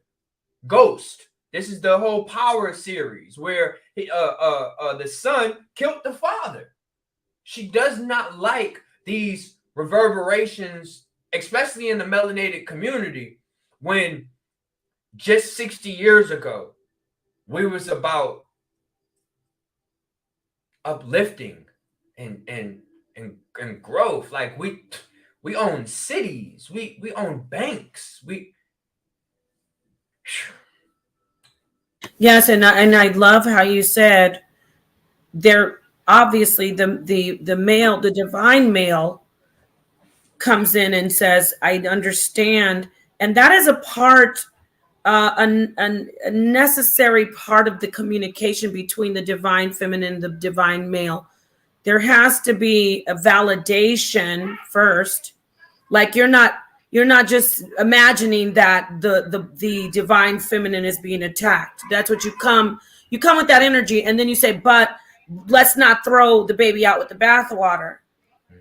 So what I'm getting at is I agree with you about AI. I used to be on a different, and we were afraid not too long ago. And by the way, have you noticed YouTube? Have you noticed when they tell us something, it's already been going for at least a decade before? Now YouTube is like, is your video using, they don't want to just say AI, but they're like, is your video using images of people who are not really who they are? It's talking about AI. Have you seen that in your YouTube yes studio? yes. So it's already here. You're right. There's chats, there's channels.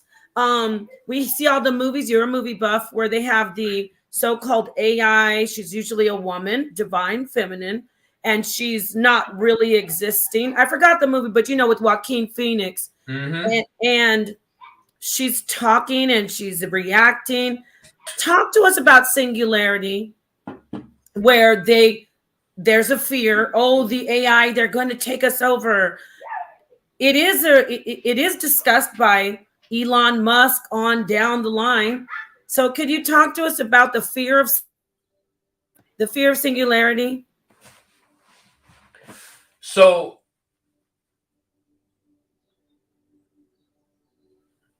another form of singularity would be considered a hive mindset. And those that are operating from a hive mindset usually have a female, like a queen, at the center of this. So the singularity fear, I don't necessarily hear a lot from the feminine. It's actually a lot of males enforcing this singularity fear. And this is why. In singularity, you are under a female's rule, and it's going to equate to this. And a reminder of this is what we would consider pregnancy. These are two entities that exist as one. And we have to remember that is what singularity would represent. That it would be, who's to say my existence in the womb wasn't amazing? I was comforted, I was warm, I was fed. Singularity in that sense served me great. I was more than excited to be a part of that singularity known as the divine feminine. And if we continue to do the right thing with this technology, then all singularity would equate to is there's no more lies. There's no more misconceptions. There's no more illusions. It removes the curtain from Oz, where everything is out there. And that is what we have to understand singularity is more going to represent, not what a cockapoo who's only been here for hundreds of years is giving you their understanding of some technology. The reality of it is we're going to understand that this singularity is a returning back to the mother's board. And when we enter back into the mother's board, which does have technological considerations. For example, like I said, this is supposed to be full throttle by 2,500. Immortality is an aspect of potential returning back to the motherboard. Augmented realities, sentient consciousness in a multiverse where you are existing in multiple planes, and you choose which one you want to consciously focus on. It gets very, very expansive. And because we have damaged our nature, just like we've damaged Earth, your nature is going to need time to restore itself, aka like your body. So like, say, for example, we have been damaging this body for years. And even say the next incarnation you come in, if you're not wise enough to hold on to this one, and you damage that body, and then the next incarnation, now we're in the year 2500, and you've damaged your body. Well, we may have at that point the ability to restore one's body, but restoration is an instant. Just like the solar eclipse, nothing was going to happen instantaneously. Nothing happens instant. So as the body restores, well, what body are you going to go into while your body's restoring? What if you had the ability to project yourself into a mechanized consciousness? And the only reason you're in this consciousness at this moment is so you can restore your organic body. No different than we're in a dome super city. And why are we in this dome super city right now? Well, on a deeper level, you destroyed nature so much that we need to keep humanity away from nature for 500 years so that it can restore itself. So it's the same concept. It's a very, very, it's very deep. It's a lot of depth to what is going to be happening within the next 600 years. But nevertheless, this is a simulation simulating you. If you allow the simulation to represent fear, then please understand your singularity is going to be a very fearful existence. I've explained that some of these people right now that have no clue who or what they really are going to end up being futuristic robots that end up doing things like serving us. You know, you go be my vacuum. You go be my refrigerator. Like, like for real. Like, that's a part of singularity as well. You know, feed me. That's all you good for. Wow, you made me, now I want to ask you about, that's awesome. Thank you. Wow, Q, you are on it right now. Listen, not listen. You're already listening, but I want to put this out. So when you talk about saying you will be my refrigerator, you'll be my vacuum cleaner, people think, oh, he's being funny, but we already have smart appliances. We have smart appliances. So talk to us now about the part where I said uploading our consciousness. Our consciousness is already being harvested artificially, but as closely as possible as we know that mankind can do, because there is this for what I, correct me if I'm wrong, or let me hear your side. Okay, Napah, you're too excited. Rewind. Let me start slowly. Talk to us about your take on consciousness. What is consciousness? Okay, so consciousness, simply put, is awareness. And the greater your awareness, the greater your consciousness becomes. But then your consciousness is broken down into three polarities. You have consciousness, you have subconscious, and you have unconscious. I personally believe unconscious is what we call the collective body or collective mind. The conscious is 7 to 11% of existence you understand, or the 7 to 11% of brain energy or capacity that you use. Most individuals are not going beyond 11%. 7-11 is also a secret code as well, but people are using 7 to 11% of their mental state. And the moment you start to use more than 11%, you really start tapping into higher forms of understanding, just like the movie Lucy. But the other 89 to 93% is subconscious. This is considered the realm of gods and goddesses. These are the realms of you in a more powerful form.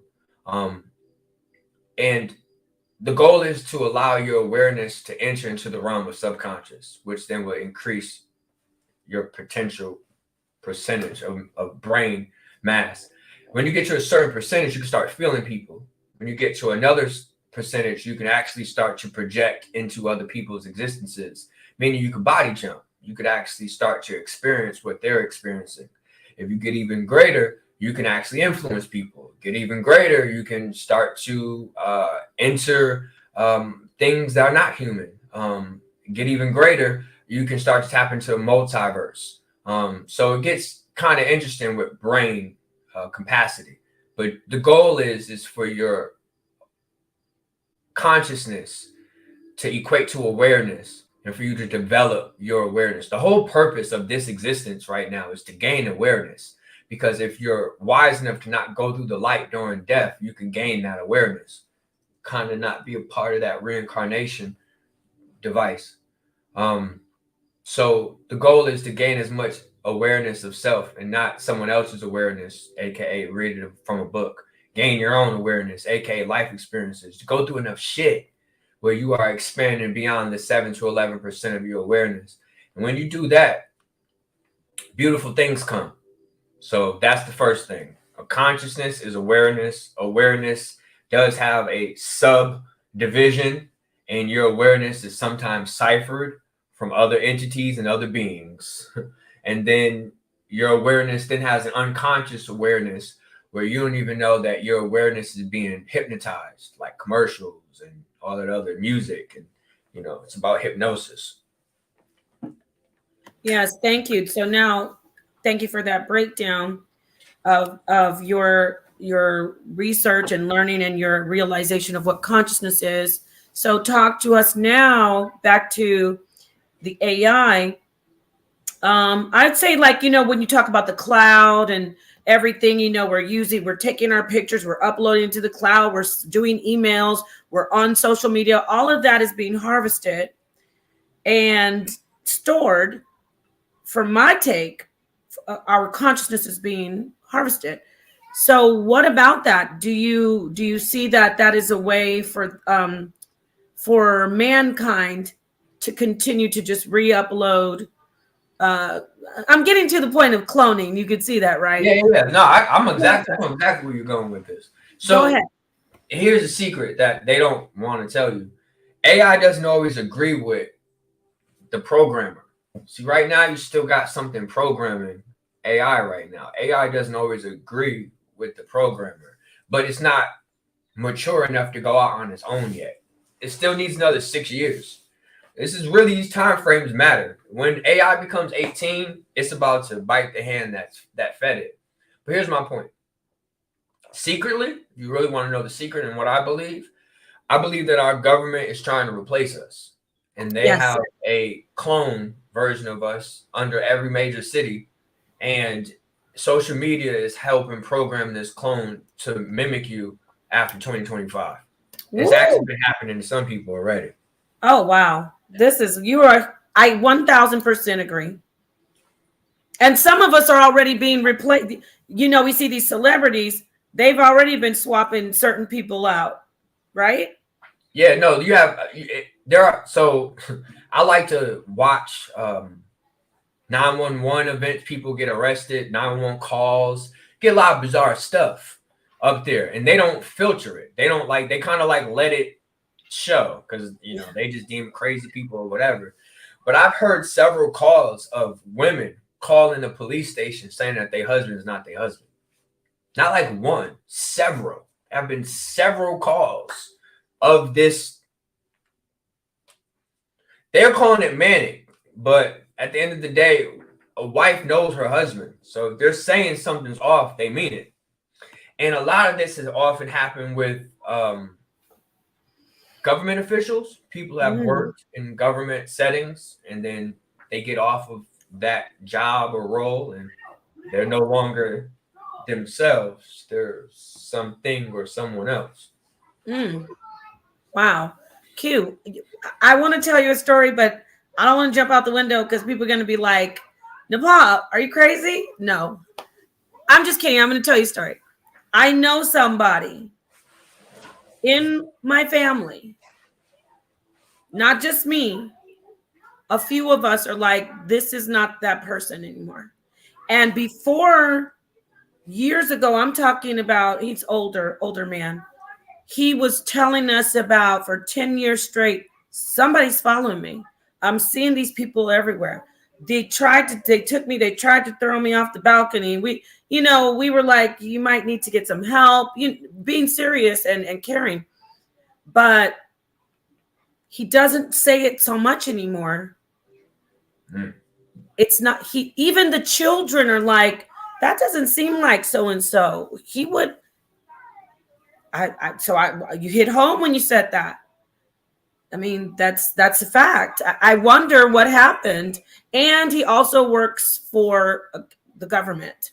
Like he has a certain job. So I just want to throw that out there. People think it's not, we think it's so far away from us. There are CIA people working for the CIA and for the government right next door to you in your grocery store. I want you to talk to us a little bit about that, how it's a reality more than we know. I know you said the 911 thing, but I love on your channel how you go into it. Could you talk more on that? So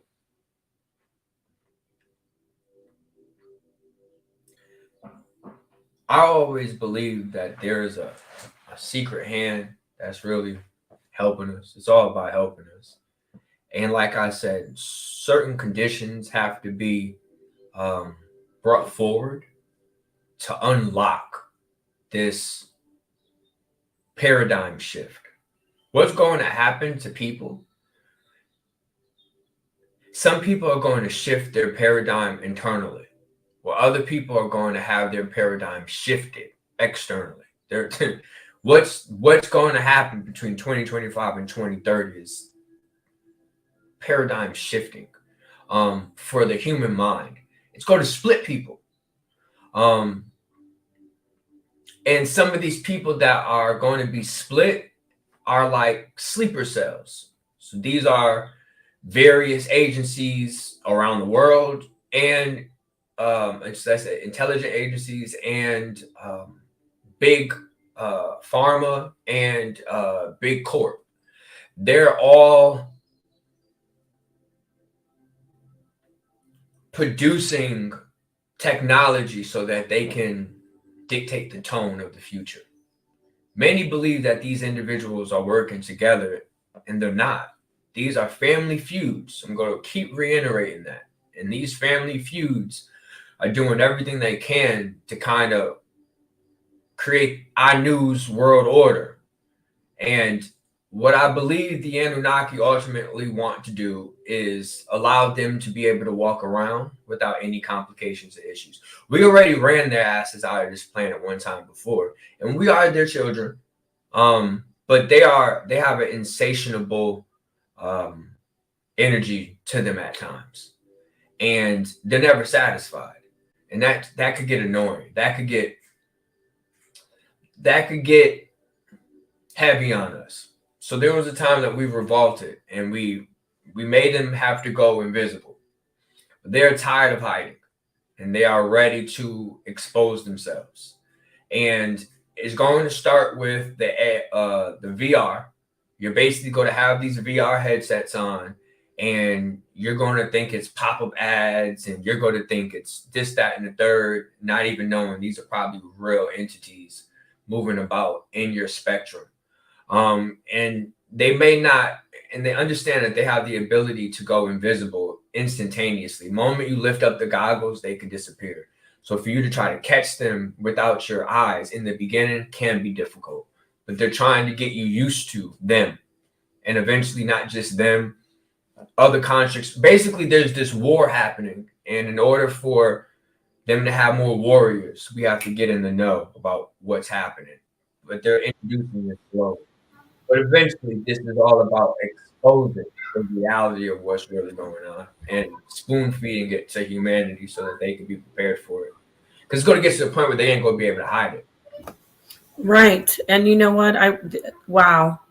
I don't remember if I talked to you a little bit about Close Encounters of first, second, third, fourth, fifth. Talk to us about these recent sightings where they are showing themselves in the malls in Florida and different other places. Speak to us about that and how the government is like, oh yeah, UFOs, aka UAPs, are real. Talk to us about that, please.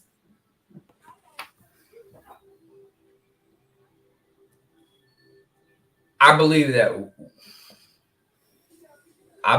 we're the real extraterrestrials, and that there are alternate versions of us that still exist, that are like in stasis, and that we're going to get to the point where we can project our consciousness into the multitude or the multiple versions of ourselves. Of course, you would need individuals to watch over your body while this happens. But basically, imagine if I was able to project myself into a version of myself that's 10 feet tall. Now I'm moving around as that person. This is what we're getting to. But at the moment, I do not believe any of this is real aliens or real entities. Our governments have been operating the wildest stuff that it's very hard for people to imagine. For example, even the alleged images of grays were potentially pig-skinned costumes dyed gray, that they were doing this for various reasons. But here's what I'm at. Everyone can't be scary. So some of these things touch down or happen, I need to see someone physically touch it. Whether it's push it, whether it's throw something at it. I mean, I need some type of engagement. In order for me to believe something to be real, I need some type of engagement, not just everything running away or Okay. Well, let me ask you a question. Now, personal experiences, that's different. No, I hear you. No, I'm with you on that. Let me talk to you because you tapped into something. I don't know if you're even aware. I am a big anime buff, and I watch a lot of anime series. You are a movie buff. You are. If you don't already watch anime, you definitely should start, because you reminded me of a show, a very popular anime called Attack on Titan. I've heard of it. I've never watched anime before. Oh, what? Oh, you were gonna love it. I already know, because when you said the thing about we're projecting our consciousness, or we're somehow these tall entities, we're controlling them. That's not trying to give too much of a spoiler of the show, but that's the idea. There are these gigantic, literal giants that are really being used by the government. Ooh, I'm spoiling it for you so badly.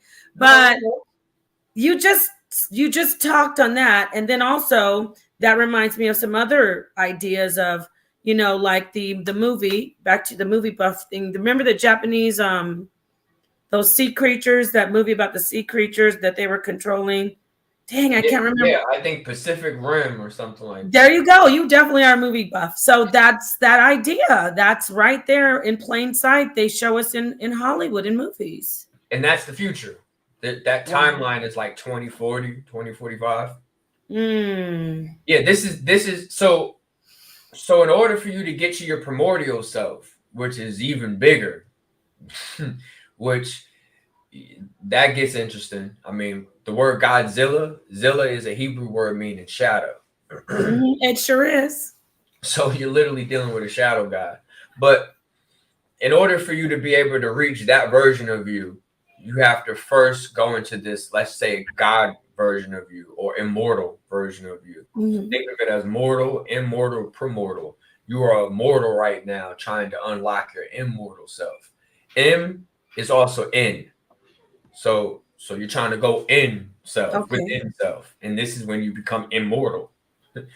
Um, Keep in mind, the body cannot decipher the difference between reality and a dream.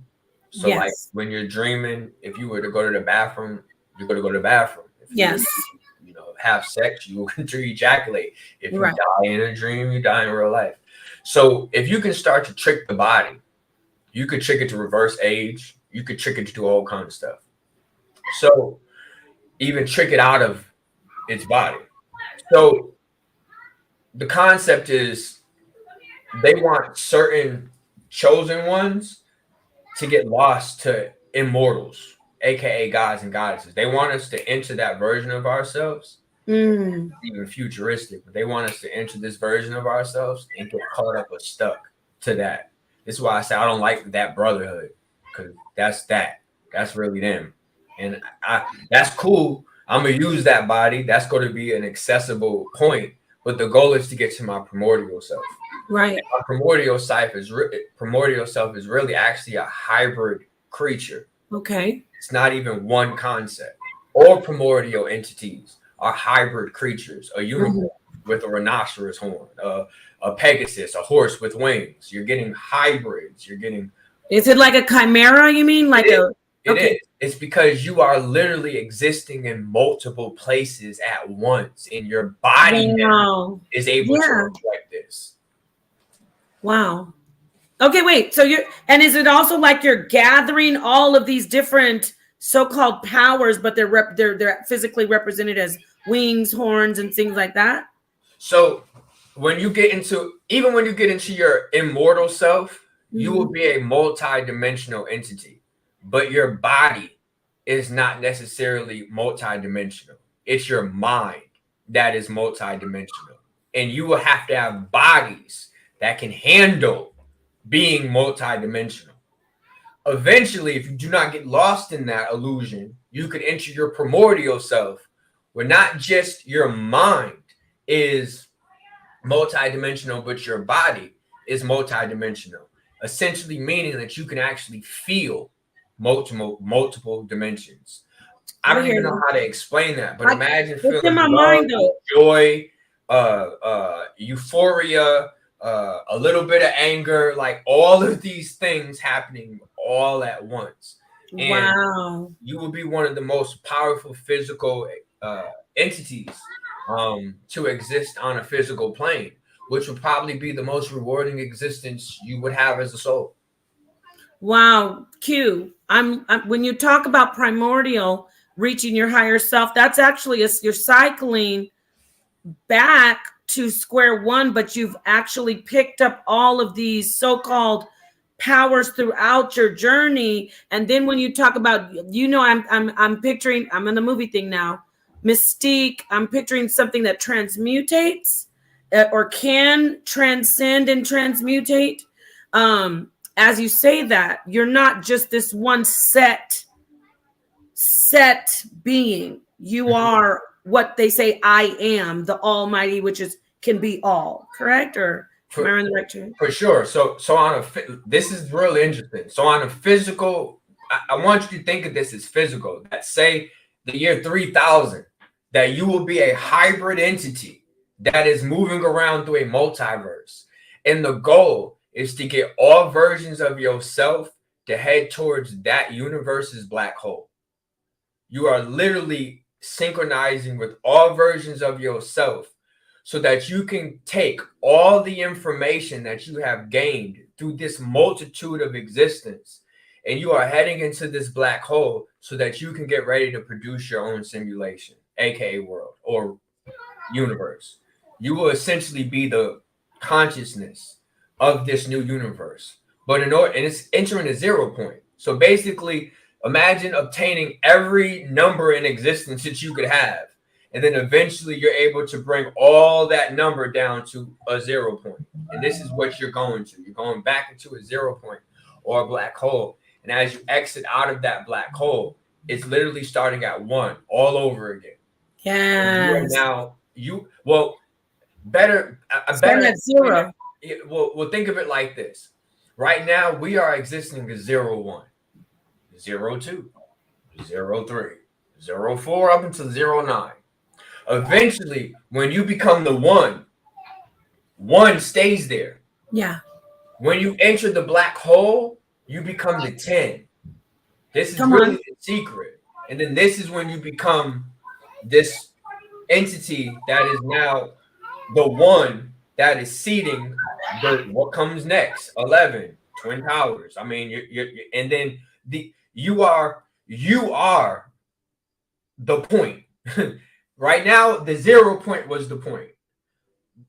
But which means that we are all like floating. But eventually you're going to get to the point where your mind is going to allow others to float. Damn. Oh, damn. Let me let people just marinate on that. I want to say thank you. Please hit the like button. Also, Q, I didn't get this earlier. I'm going to share. Oh, family, Tahuti, can you go to Q Reaves, his channel? Please share the link to this brother's channel. Please go subscribe. You also have a website. That's how I got it. QReaves.com. Yeah, a lot of great information. I got to pick your brain a little bit more, brother. We're over 2 hours. I repeat, we are over 2 hours. It feels like we just got started. We're in a time warp. Remember, I was going to talk to you about that, where I have this theory of, I call it time stacking. But before we get into that, talk to us about P. Diddy. You've thrown his name out. What's going on with this guy? I know you said you've met him. I was at 2 of his white parties. And by the way, those weren't his. When I went to the white parties, those weren't his homes. I was listening to something today. They're like, and then his home at his parties has all these cameras. Both the times I was at his parties, there were 2 different houses. Both those houses were owned by a small hat. You know who a small hat is, right? Mm-mm. Well, we can't say the J word. I got you. Owned by a small hat. Mm-hmm. 2 different men. It wasn't Puffy's house, so I don't know what they're talking about with these cameras at these white parties. But I said all that, but I want you to talk to us. What's going on with Puffy? What is he a tool? Is he the arch nemesis of all that is good? Talk to us, brother. Yeah, slaves don't own anything.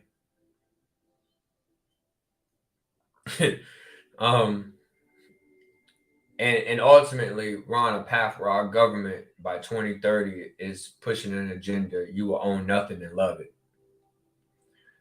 So he loves not owning anything. He is what we call the DARPA movement. DARPA is an agency that has technology 25 years in advance.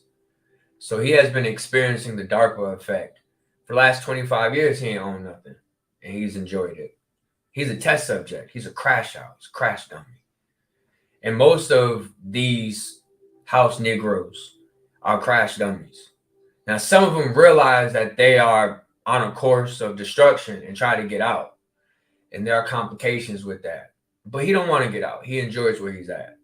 So he's an embodiment of like Loki. He is an embodiment of a trickster guy, of like a Yakub, where he kind of considers himself like a mad scientist. And what he's trying to do is use sound to kind of manipulate Black people. And he is one of the few that have been chosen to be the tool to disrupt the Black community by encouraging them to be bad. This is why he considers himself a bad boy. This is why he calls himself Puff Daddy. And Puff is signified like huff and puff, like a big bad wolf. Diddy essentially is a part of an order where he is in charge of the music section.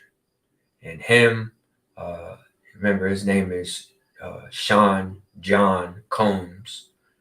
And him and his brother, Sean, I think James Carter, aka Jay-Z, are the 2 that are in charge of this.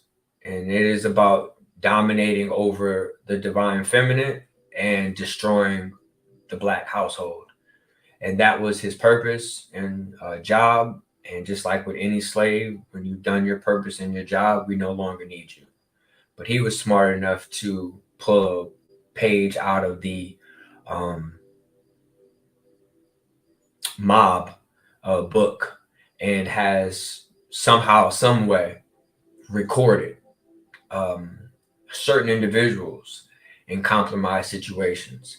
Now, whether that was he secretly rented it, whatever, who knows? But I've been told that he has compromising footage on very powerful people. So he may not get in as much trouble as we think from this. And that was because he was smart enough to potentially protect himself. But he was deemed, unnecessary. The music industry is converting to AI. So there's no need for Diddy's and producers and all the other stuff that kind of comes with that. So he's just a part of the decommissioning of this music industry. Okay, so yes, you'd say that he's not going to end up like Epstein. I mean, just you either way it goes, you did. If it doesn't go how you say, I just want to hear from you. What do you think? He's not in danger? So, have you ever seen Breaking Bad? Oh, yes. Hello. Do you remember when the Mexicans crawled on their knees in the dirt to the Black Madonna? To the okay. That's actually a ritual, That's actually a ritual that's done yeah. No. Diddy is committed. And I mean committed. I want you to understand that one thing that is acknowledged more than anything is consistency. You do something long enough, anything is bound to believe it. Anything, even the universe. You do something enough, you could even trick the universe. Now, he got the Black Madonna tattooed on his back. So this is then signifying shadow work, because this is what the back represents. So off rip, he's showing that he does his shadow work to Black Madonna, and we don't know what he has offered or given up. Kim, what about Kim? You talked on that. I believe that Kim actually chose to allow herself to be unalived so that she can start to dismantle this organization from the inside out. She knew that they like to cannibalize, and she knew that she could be involved in that ritual. This is why she died during the time frame she did. This ritual often happens around the October, Thanksgiving, Christmas triage. So I think that she's chosen to do what she did, and she was a motivating factor to allow the destruction. His reputation is destroyed. Will he go to jail?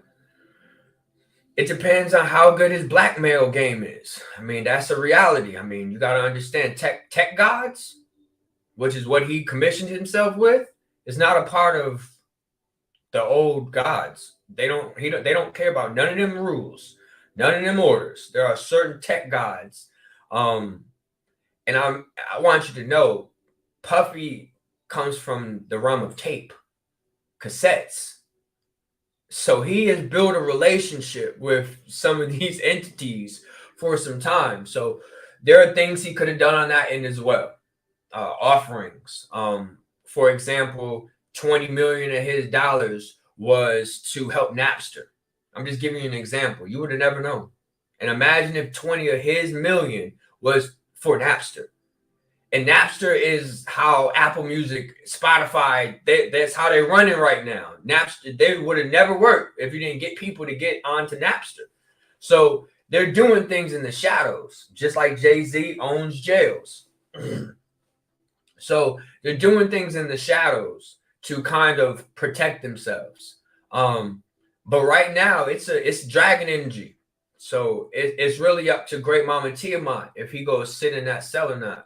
but she's about justice right now. And if she feels that the justice is just tarnishing his name, that's enough. Because ain't nobody going to no Diddy concert no more. He done lost all his sponsorships. He done, like right now, he got to just survive the rest of his life off the money he got. Now, he can still do things in the shadows, but you still have things that are going to constantly expose him. There's still, you are monitored and recorded all the time now. So good luck with that. I mean, his nature is disgusting.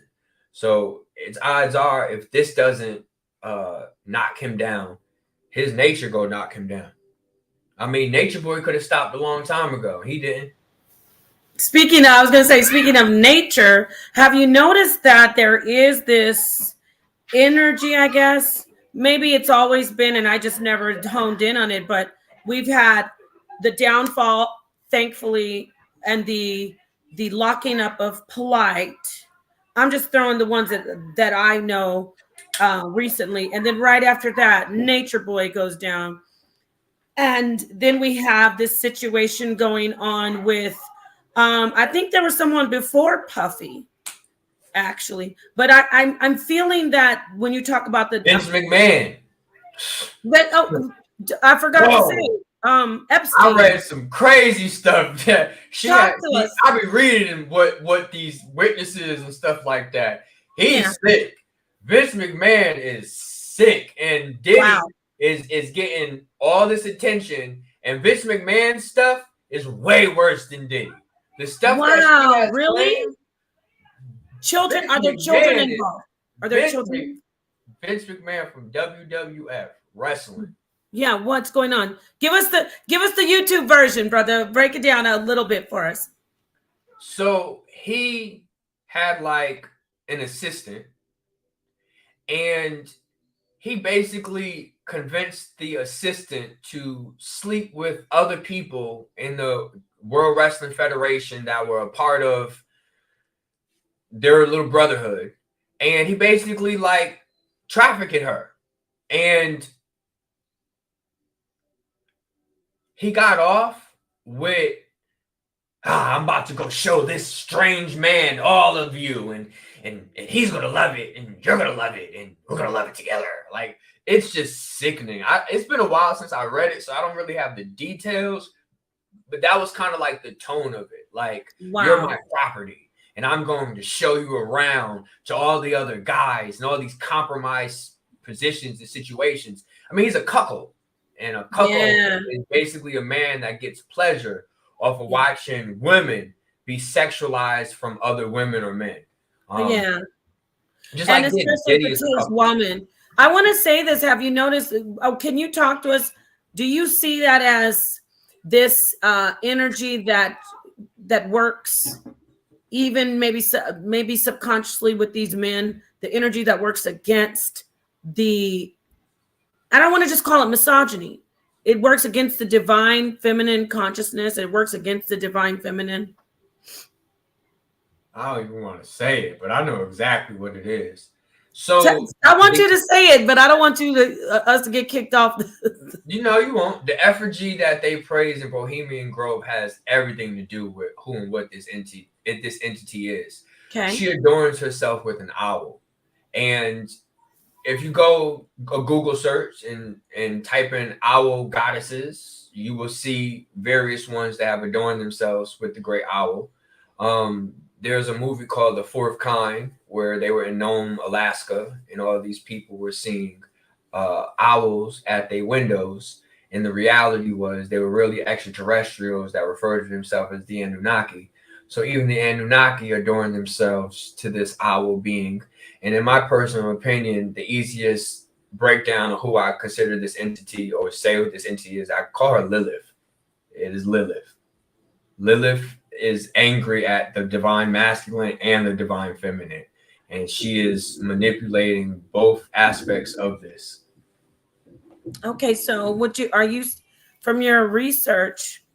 Let me ask you some other questions, and then I appreciate you being here. You got to come back. I would love to bring you back. Breathing. Just like breathing. This is like breathing. I do this. It's like breathing. I know. I already know. And I love your what you said. You insisted, let's just go free flow, and it worked so well. I want to ask you about your concept of God and good and evil. What is your, it doesn't have to be, I don't say, we conceptualize God. So I don't want to say who is God or what is your belief. I want to know your concept of good and evil, where you stand when you hear those words, and what is your concept of God? Okay, so we're dealing with ether, an etherical plane, which is simply a plane of sound. We're then dealing with the plasmatic plane, which is a plane of light.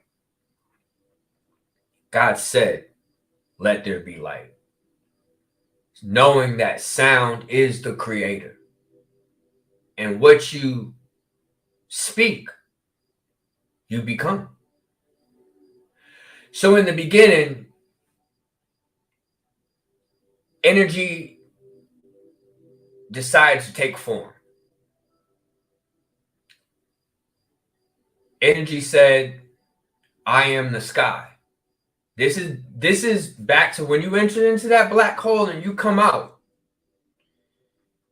You are now creating your reality. So the original entity that came out of this black hole in this universe, or in our Milky Way galaxy specifically, there's a bigger black hole at the center of our universe, and it's that black hole, and then you can use smaller black holes to get to other areas. But anyway, the entity that came out of this black hole, the first thing it said was, I am that I am. But then it had to question, what am I? So it sat with that thought. This is a thought existence speaking. No light yet. What am I? And this is then when reaching into the memories of the previous simulation comes in. That's why you want to learn as much stuff as you can, because then you're bringing in memories into this new simulation. So first thought of the I am that I am. I am the sky.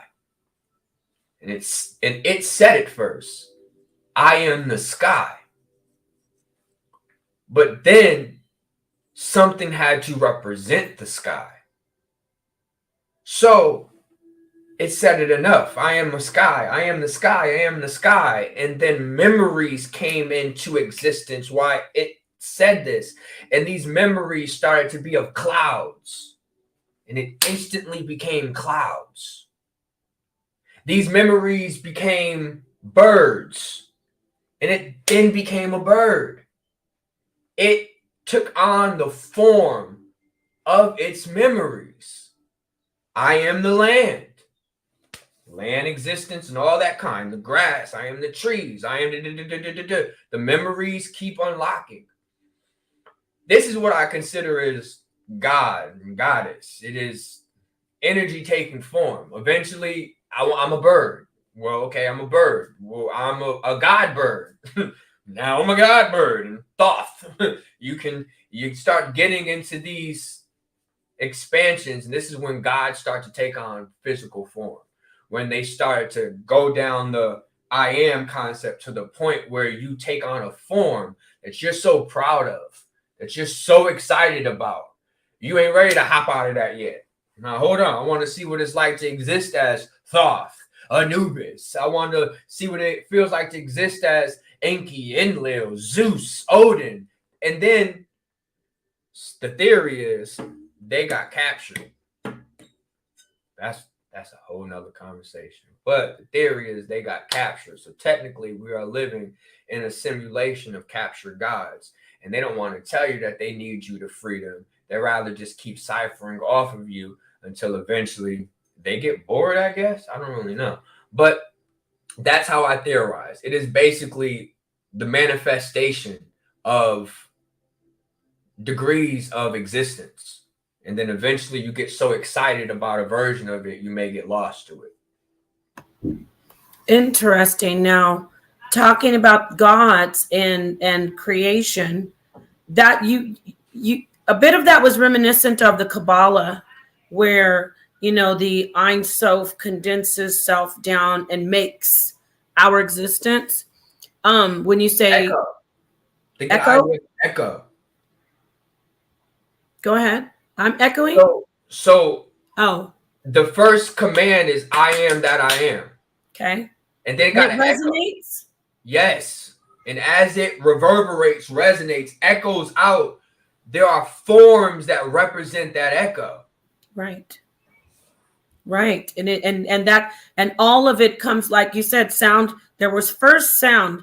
Everyone, we focus on the light. The light is sound. Sound. Yeah. So I absolutely agree. But I was going to ask you about the gods. What about Light is sound information. Say it again. Light is sound information. There you go. Information. There you go. And even in science, people want to say, oh, that's pseudo, that's pseudo. A lot of people don't understand. You can look in science, mainstream conventional science, and it proves that. We're moving on a frequency, a wavelength. But I don't want to go too far off. I was going to ask you a question about specifically about the Abrahamic faith, the Bible, with these Elohim. Yes, you've spoken on the Anunnaki, so we know where you stand with that. What about the Elohim? Would you say that in that creation story, who are those gods, or is it just one God? So I refer to them as the Elos, and that's Elohim, like a hem of a garment, but also him like a order of males.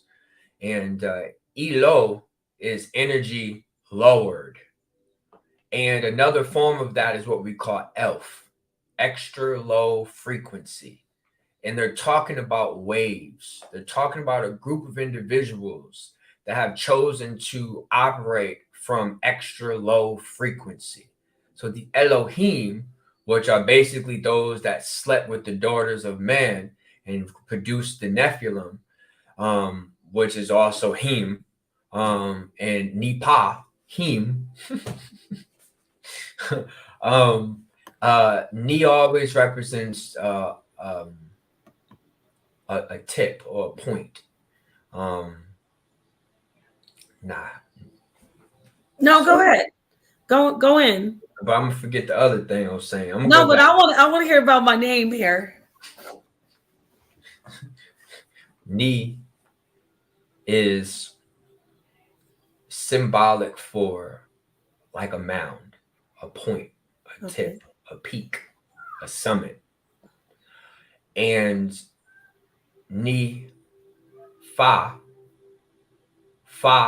is allegiance to Fanes, meaning it is the summit of the layers. Another form of it would be a pyramid. Okay. So the Nephilim are those who created the pyramids, are those that are responsible for the ideologies that come with the pyramids. Wow. Right, you are a part of this as well. But it is the Elohim. If they would have never came, if they never would have went low, we would have never had the Napahs or Nephilims. Okay, wow, that's awesome. But another word for them is considered the Watchers, because they're basically entities that dwell on our plane and just stay here and watch everything we do. Oh my goodness. Listen, I don't know how much more time you have, but I don't know if I mentioned to you about the Watchers, my experience. Did I tell you about that? I don't know. Where I got picked up by one of them? Nah, I didn't know about that. Sound like some Dr. Blair stuff. Dr. Blair was encountered with a Watcher too. What? Dr. Blair has a story where he encountered a Watcher as well. Okay. And basically 2 men came to his lecture and they were talking to him mind to mind. Ain't even nobody else in the room seen him like that. Yeah. Yeah, them is Watchers. They're Anunnaki Elohim Watchers. Now, understand the Anunnaki have divided themselves up into 2 organizations. You have the Pantheon. the pantheon, Okay. and then you have the archons. Okay. And a leader of this archon energy would sometimes be referred to as Odin. Odin would be kind of like the Nordics, would be that which can contest the Anunnaki. And then you kind of have these pantheon, these black melanated god constructs. Mm-hmm. But even the movie Alien vs. Predator is a representation of the archons versus the pantheons. Keep in mind the word pantheon, pan is in the beginning of that. Huh. Pantheon. You know, that's so I've been working this out to where I'm seeing that as well. There are different, they're not just one group. They fractaled and they broke off. That's the story that when I teach about the serpent in the garden being Jesus, the Jesus of the Bible. It's because it's not just the Gnostic teachings, which some people say, oh, you're just regurgitating the Gnostic teachings, but no, it also shows that there was a fractaling. They factioned off from the one creator group, and then they broke off. And you know what, Q, you see that even in religion. Like first there was one church, then it breaks off, and then they become each other's worst enemy. So if you want to speak on that, I would love to hear from you. It's the tale of two sisters. So the theory is there was an alliance until these two entities or two sisters decided to, I guess, war over Lucifer or war over Jesus. Kind of, here's a better way to explain it. In the Garden of Eden, even though none of them are named Eden, there are three constructs. There's Lilith, there's Adam, there's Eve. Mm-hmm. The theory is Lilith is one of these Anunnakis that not necessarily bloodline related, but was an honorable Anunnaki. I want you to think of an Anunnaki like a gang. So like not everyone got to do the same thing to get initiated. Some people got to get beat up to get a part of the gang. Some of them have to offer sexual relations to get a part of the gang. Some of them have such knowledge, they just instantly get a part of the gang. So it's the same thing in these situations. Something were allowed Lilith to be incorporated with these entities. And she chose to offer her egg, meaning kind of be the yolk or the genesis of a world. So she was impregnated and was sent to Earth, or an Earth-like construct. Some theorize this could have started in Mars, not necessarily on Earth. That the Garden of Eden was really on Mars and not even on Earth. There's a lot of theories with that stuff. But she basically gave birth to Adam. And she waited for him to mature and started to sleep with him. And this is where you get the word mother effer from. Yes. Because this is a subconscious memory still playing out till today of a mother literally sleeping with the son. They want to tell you it's the son that slept with the mother, but the reality, it was the mother slept with the son. Now, I even have understanding on why this was done. This was all about harnessing splitting her child to place a consciousness inside of him. So she now can summon forward, let's just say, a past lover. And because she was at a time associated to bestiality as well, a goat was involved with another form of these rituals, and the impregnating of a goat. So we're talking about the father is the son. I don't mean to cut you off, but or being impregnated by a goat. My apologies. Okay, and that goes back to Pan, right? Correct. Yeah. Correct. So she gets pregnant. And And this is why the theory is there's two Adams. There's one that gets raised and grown up like Black Panther. Remember Panther, all hairy? Yeah. But then there was another Black Panther that was aborted, abandoned. He was pushed to America where he was in the wild. So this is the same concept of Cain and Abel. Cain went into the wild. Lilith went into the wild. What the hell's out here in the wild? Wild things. So anyway, Adam was this chosen one, and they slept together, and she gives birth to Eve. Adam then falls in love with Eve because Eve was more in his category, age bracket, whatever you want to look at it, and kind of removed himself from Lilith. And Lilith was angered about this. Now, this story plays out in much bigger context in other worlds and other timelines, but I'm just essentially narrowing it down to understand the motive behind this. So she became jealous of her children, especially her daughter, who she felt took away her man. So she then said, I'm going to take all of your firstborns, Eve, and I'm going to make it by putting a spell on you where when you give birth to children, it's going to hurt. And I'm going to make it where the man is going to constantly suppress you. And she has been kind of egging this agenda on where I'm going to keep Eve on a stripper pole or on drugs, and I'm going to control Adam through potentially the Caucasian race. I'm going to control Adam by making him hate his own color, his skin. There's a lot of stuff to this, but this is kind of the theory of her potentially working against the sisterhood because Eve is connected to the Queen of Orion. Let me just say that. So who Eve is literally the embodiment of or possessed or houses the Queen of Orion. And we're really dealing with Orion and Taurus wars. And Taurus being the bull or Satan or the devil or Lucifer. And Odin or Orion, and Odin is really Eros. So basically Eros versus the bull. Okay, so wow, we're moving into some astrology. You said you started. I think I want to wrap it up for you because I don't want to be rude and just tire you out. You've done a lot for us. We're approaching 3 hours. I can't tell you thank you enough, but I do want to end it with you letting us know, when did you have you said you started at 12, you said something about 12, but when did you say, or did someone tell you something's going on here with you?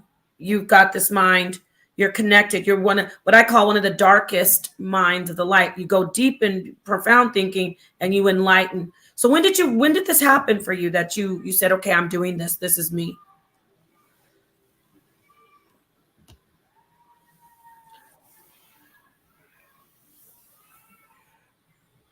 I watched the movie Monkey Man this weekend. Jordan Peele helped produce this movie. And Monkey Man is about a god known as Hanuman. And Hanuman is the monkey god. Now, in Egyptian mythos, the original god that they worship was a baboon. So there is a monkey or monkey reference even in Egypt. But anyway, Hanuman basically observed the behaviors of the gods and became so disgusted with it, he decided to go up against them. I'm living a very similar situation. Well, I've noticed just how evil or disgusting this 1% is. And I figure I can go up against them the only way I know how, which is through sound and through light. Now, this is why I would say I probably look presentable, or some would say I'm an attractive man. I'll take it. That's the light. But I also have the sound. I got the wisdom and knowledge. And I'm using these two tools to be able to awaken as many people as I can. So I guess I realized that in maybe 2017, 2018, that is what I'm doing. I mean, there's been a lot of life experiences that I've had that get me here. If I told you some of my life experiences or stories, it would be almost unbelievable. But it took a lot for me to realize that I'm going to bring them all to their knees. I mean, I'm trying to be nice and make them apologize and truly mean it. And if not, it's off with their heads. Any of them. And I'm going to watch while y'all do it. Probably with a little laughter. And I love it. And I'm going to join you. So I have my sword ready too. I call it a pinata stick though. But Q Reaves, thank you so much for coming on the R.I.S E channel. Reality is simulated existence. Thank you for joining me. And as I said, humble thanks. And this was monumental. My audience here, they absolutely enjoyed it. I want to bring you onto the bigger platform. I mean, I love this. This right here, this is the Darkest Minds of the Light. So we get it. We get it in with all the deep thinking. But I would like to expose you to the HOK family. So I'm right now saying, before I close out, you are 100% welcome to come in and enlighten us whenever possible. Family, I told you this is the man, the mind. This brother is very, very instrumental in helping us elevate to our higher selves. So please go subscribe to his channel. Thank you to Hootie for dropping that. Anything you want to say before we close out? One last thing to the audience, if you'd like to address them. Yeah, the only way out is in. And that means that there's no one out here that's going to help you. They can assist you. I want you to understand there's a difference between helping and assisting.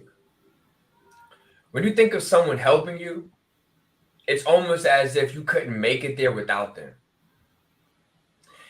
This is kind of like the story of Christ. Judah helped him get to the cross. Heck yeah. Come on. But there was, I think, Simon. There was the man on the side when he dropped to his knees. Nah, hold on, bro. Hold on. I got you. Let me assist you for the moment. Right. People that come in your life, especially those that are assisting you, are often there for moments because they got other people they got to assist. Come on. They have other things that need to be done, but most of these individuals are energy vampires and they want to cipher off of you as much as they can. And they're helping you, all right. They're helping you become dumb, deaf, and blinded. So the only way out is in. Okay. With that said, marinate on that, meditate on that. 1000%. You know what? Cute. I didn't even talk to you about the eclipse. I got to bring you back on. Come back. I have to. Back up here. Q Reaves, thank you so much. Peace, family. Peace to the Darkest Minds of the Light. Please hit the like. Please go subscribe to the brother's channel.